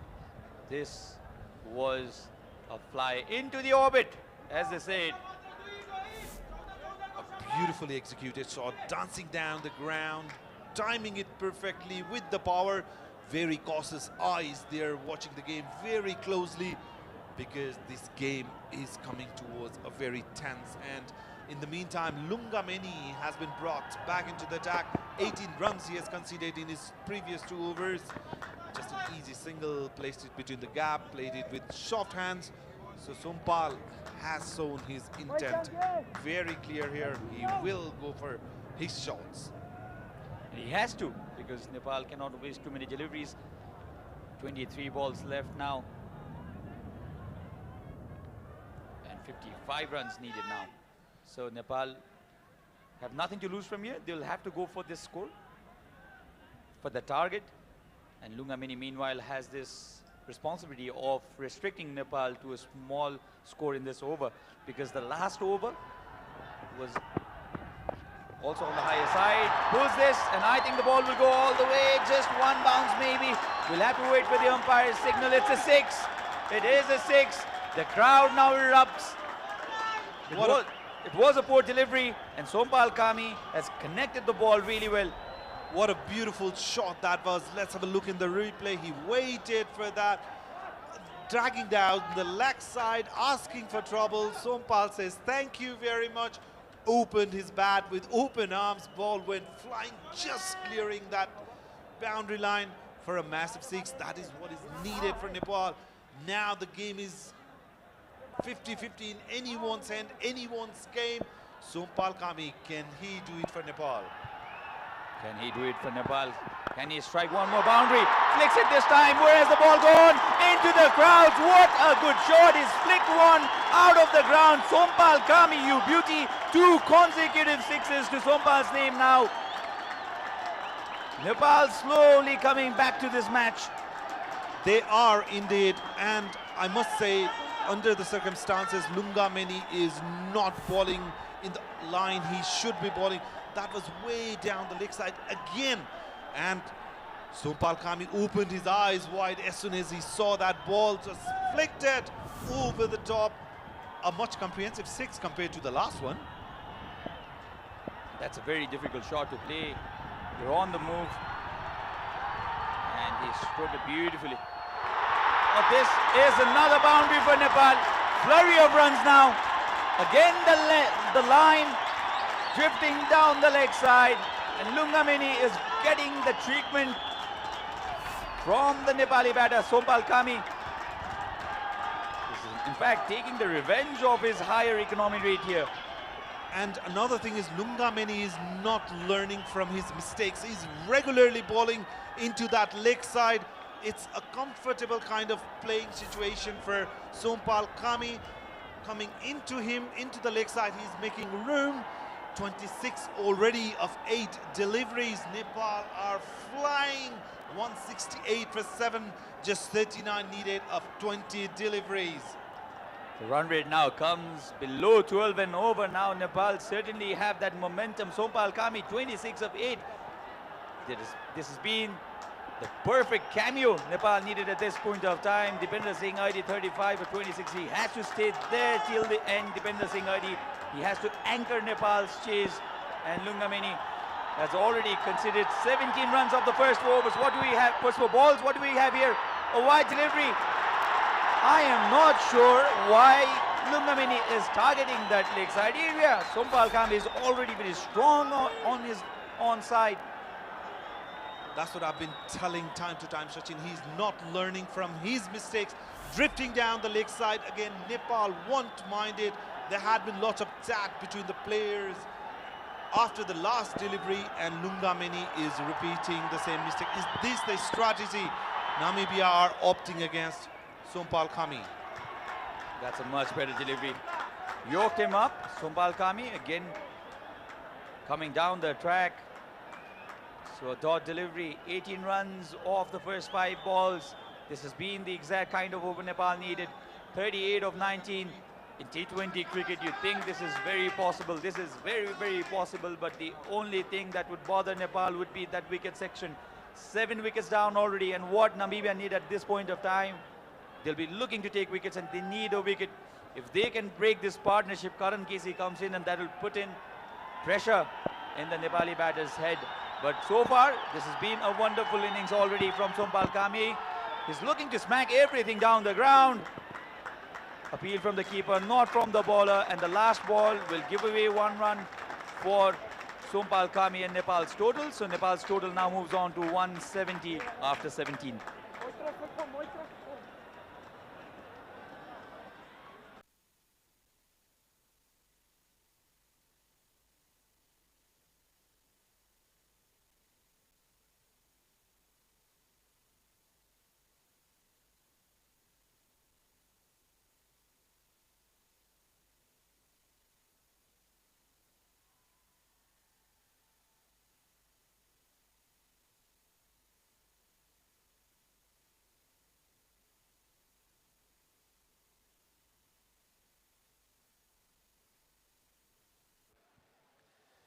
Well, then this is going down to the wire. Sompal Kami 26 of 10, Dipender Singh 35 of 26. Nepal need 37 runs in the last 3 overs. Very doable is what we believe. But this has gone straight up in the air. And the crowd will be completely silent because Sompal Kami has been dismissed. He's looking really good, but good thinking from Freelink. And Nepal have lost their 8th wicket. So, wicket in the first delivery. Well, that was needed as well. Sompal had to go for the big shots because it's coming towards that end. And so, Karan Casey still in batting lineup coming up next. So he was actually thinking about getting that momentum, getting the scoreboard ticking. A very well made 26 of 11 deliveries, but a very thoughtful bowling from Freeling. Balled away outside the off stump, just tempted him to play that shot and lost his wicket. So the big man is back. Also the length of the...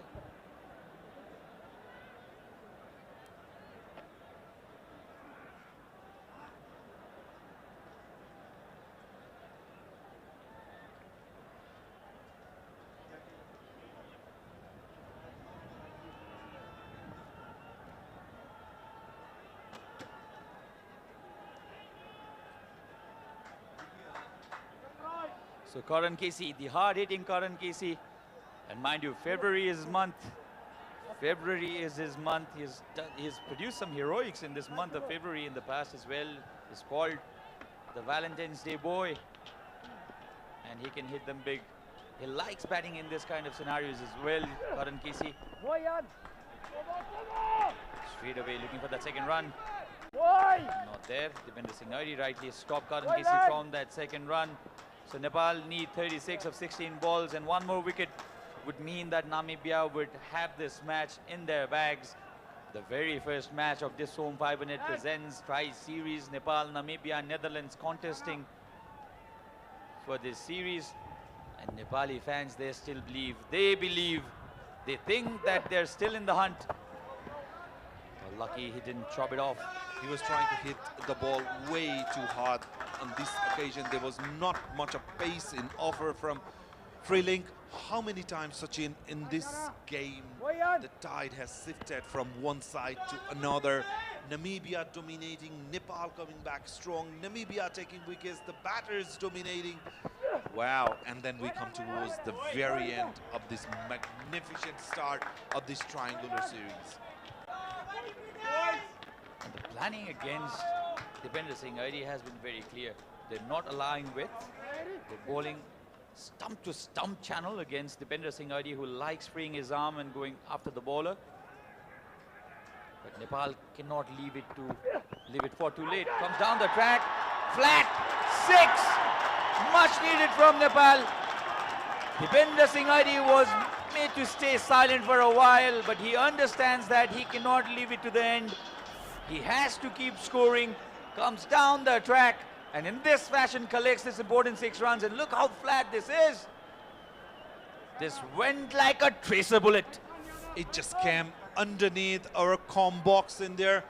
The beautiful thing was Namibia had planned against Dipender Singh Airi, but he also has planned against the bowlers. That shot. But the sound of the bat says it all. The crowd erupting because the ball will land into them.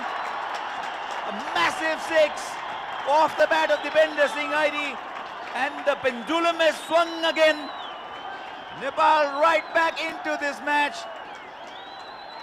Oh, somebody's taking a photo of the ball. No, because he caught the ball very clearly. That was a very nice catch. He was very watchful. He caught the ball, and rather than giving it back, he took his time to take the photo. I'm sure that picture is going to go viral all over the internet now. Let's have a look at this. Went miles up in the air. Underneath it, or dropped the ball. But he made sure that he had enough time to take a picture of that delivery. Yes, oh, look at this. Joy all over. He wanted a selfie as well. You got it all, young man. 183 for 8, Nepal.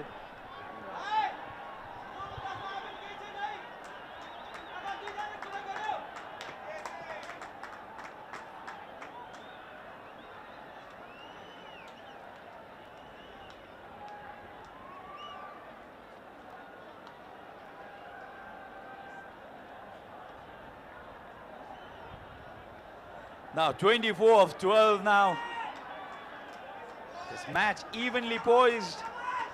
I'd call it evenly poised because both these batters very, very capable now to take Nepal to that victory line. Namibia, meanwhile, would be looking to get any of these two out. Dipender Singh Airi has moved on to 47 of 30 after those 2 consecutive 6s. Trumpelman has been brought into the attack because Namibia wants to restrict the flow of the run in the last over. Those 2 were mammoth 6s from Dipender Singh Airi's bat. That has shifted the momentum in Nepal's favor because 24 runs into overs is quite gettable, but Nepal has to be sensible about saving that wicket. Karan Casey, as we all know, he's very popular. Look at him. He just ran with that ball, looking for that mobile phone to take that fun photo. Pulls it straight up. But fortunately for Dipender Singh Airi, the ball did not carry to the fielder. And the crowd on their feet now. How often do you see this sight in TU? This is why cricket is loved so much in this part of the world. The credit must be given to Nepalese batters as well. Chasing 207 is never going to be easy. Nepal 185 for 8, fighting out in there, playing with their own guts, giving everything they have just to see their side over the line. On the other hand, contrarily, Namibia are fighting back, fighting is strong, defending their target. Trumpelman has got a fine job so far in these 3 deliveries. Just giving away 3 runs. Absolutely. This has been a wonderful over. In the scenario where Nepal needed 12 or 24, now they need 21 of 9, but Nepal will not be worried as well because they know only 3 hits away from that victory. They have 9 deliveries left. Dipender Singh Aidi batting at 48. Wonderful length this, and the umpire raises his finger. Dipender Singh Aidi will have to make his long walk. He fought for his team. He scored those important 48 runs, but this has been a wonderful delivery. Trumpleman cramped him for room. It was a short delivery, very, very well directed short delivery. Dipender Singh Aidi trying to slap it, got that edge, and this wicket means that the Namibian side are now back in the hunt, and they are on top. And mind you, bowling under these circumstances is never easy. As a bowler, you have got a lot of things going in your mind, but look at that delivery, short of length delivery, chasing the batter. Dipendra was trying to make that room, just cramped for the room, just thin top is straight in the hand of the keeper. A perfect sight for any pace bowler to be proud of his bowling. Dipendra, very well played, 48 of 32 deliveries. Is very disappointed moving back into that pavilion. Trumpleman, the man of the moment for Namibia, 186 for 9, Nepal.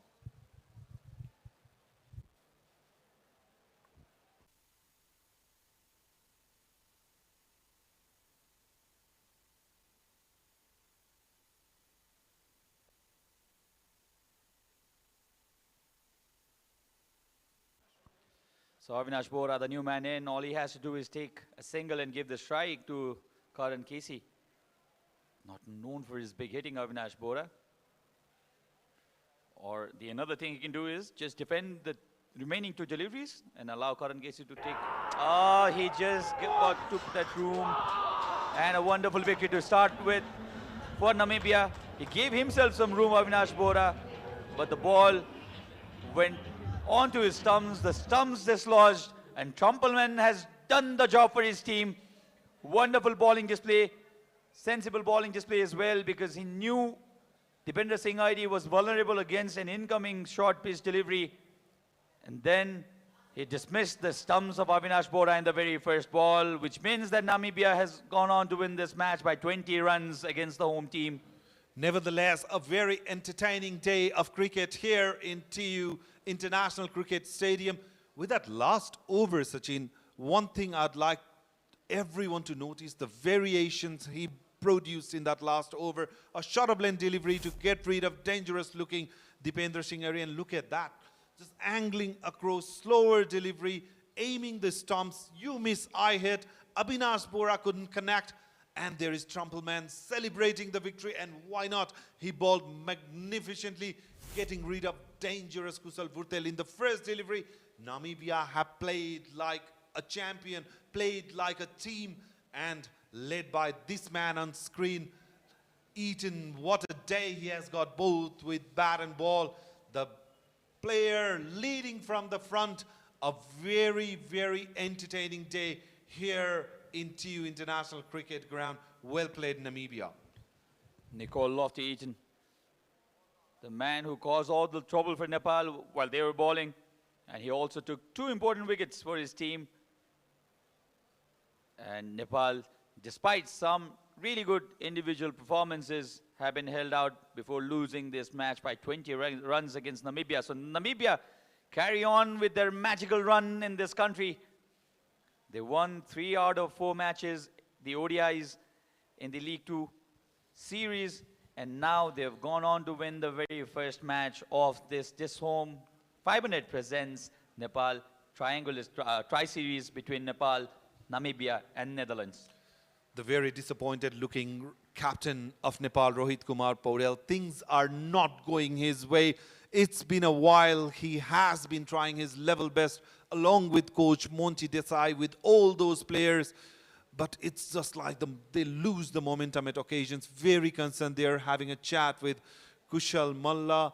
Nepali team will have to collect themselves, bring that momentum of we can do. They have been really successful in the past. They can still do it. but Namibia got the better of Nepal today. Well, then Nepal also did produce some really good looking boundaries. First, let's have a look at this home 500 fours.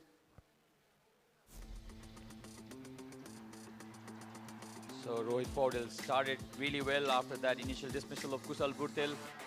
Some really good shots played by Kushal Malla as well was there, and this was shot of the innings for me. Straight as an arrow back past the bowler. Kushal Malla also played other shots and got Nepal's run rate uptight and healthy.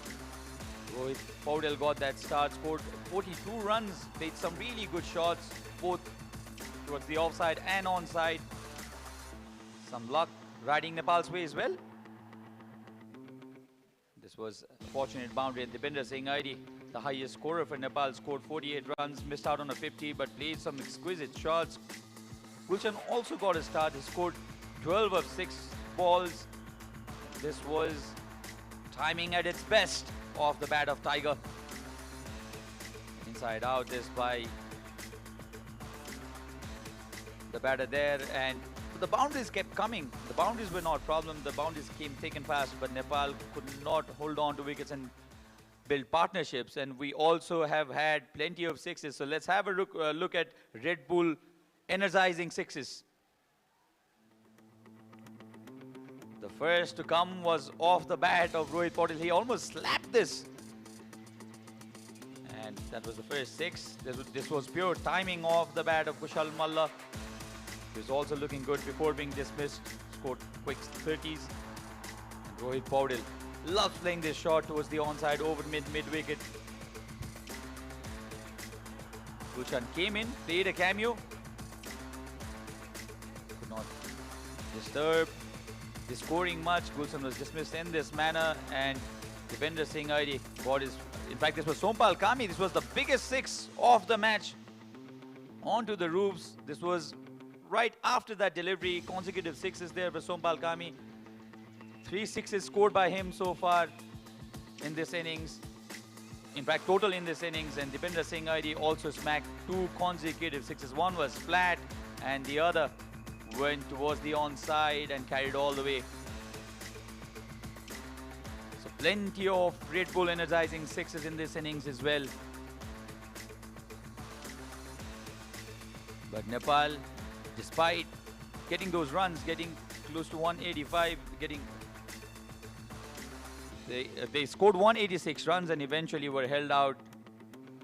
And they lost this match by 20 runs. Very, very disciplined bowling display by Namibia. Only 7 extras, and Nepal were dismissed before 7 deliveries in their allotted 20 overs.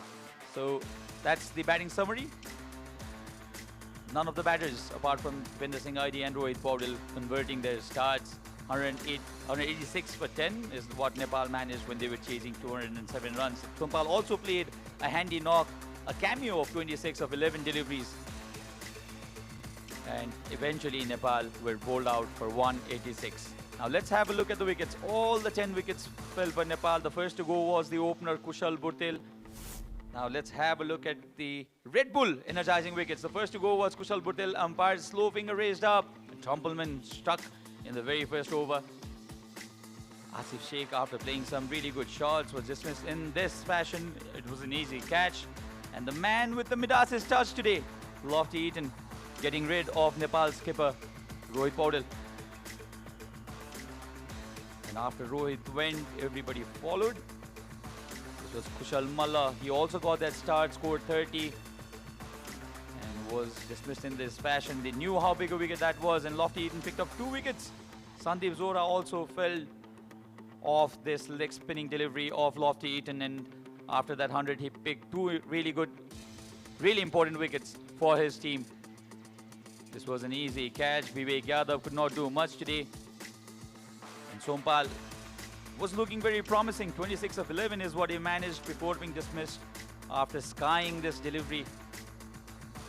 This was a very, very thoughtful delivery, a very smart delivery, and Dipender Singh Aidi, after his dismissal, Nepal never looked to come back, and Trumpelman cleaned up the tail of the Nepali batting lineup, which meant that Namibia have registered the first win for their team, a victory of 20 runs and 4 wickets, 4 important wickets for Trumpelman, who is the star performer of the series, of the match with the ball. And 2 wickets each for Bernard Scholes, Frilling and Lofty Eaton. Wonderful, wonderful bowling performance.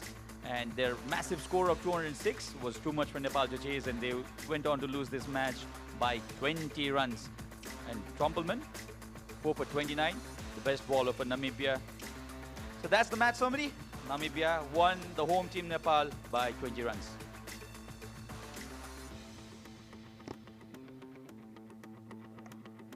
We'll have a short break, and when we come back, we'll be back with the presentations.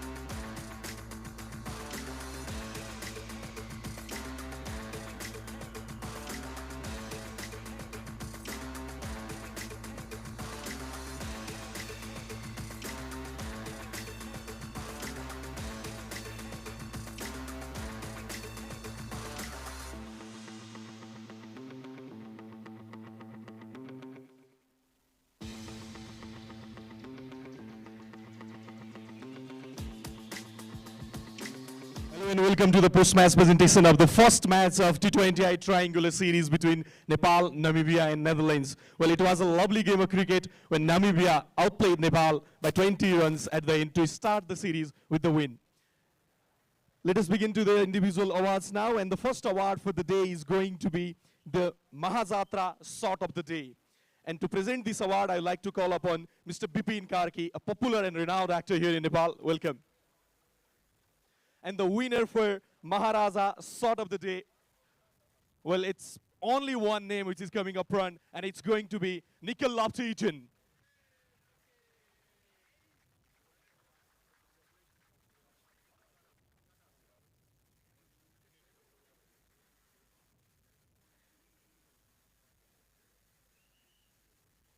Thank you so much. Thank you, sir.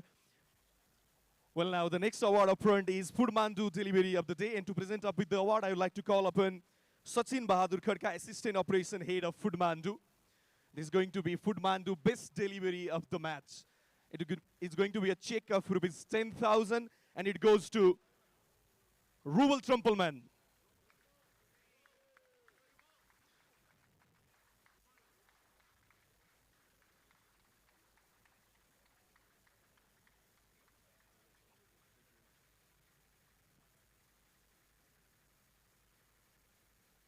Thank you so much. Now, last but not the least, it's going to be the player of the match. And to present up with the award, I would like to call upon the stage the board member of Cricket Association of Nepal, Mr. Karan Mohatara, who is going to present the man of the match trophy alongside the Srikesh Performer of the Day check, which will be presented by Ms. Kopila Tamang, the HR manager of Srikesh. Now, the winner for player of the match of the contest between Nepal and Namibia. It's all one name. Once again, Nepal T20i. A record-breaking, magnificent century for Lofty today, which helped Namibia to win the contest.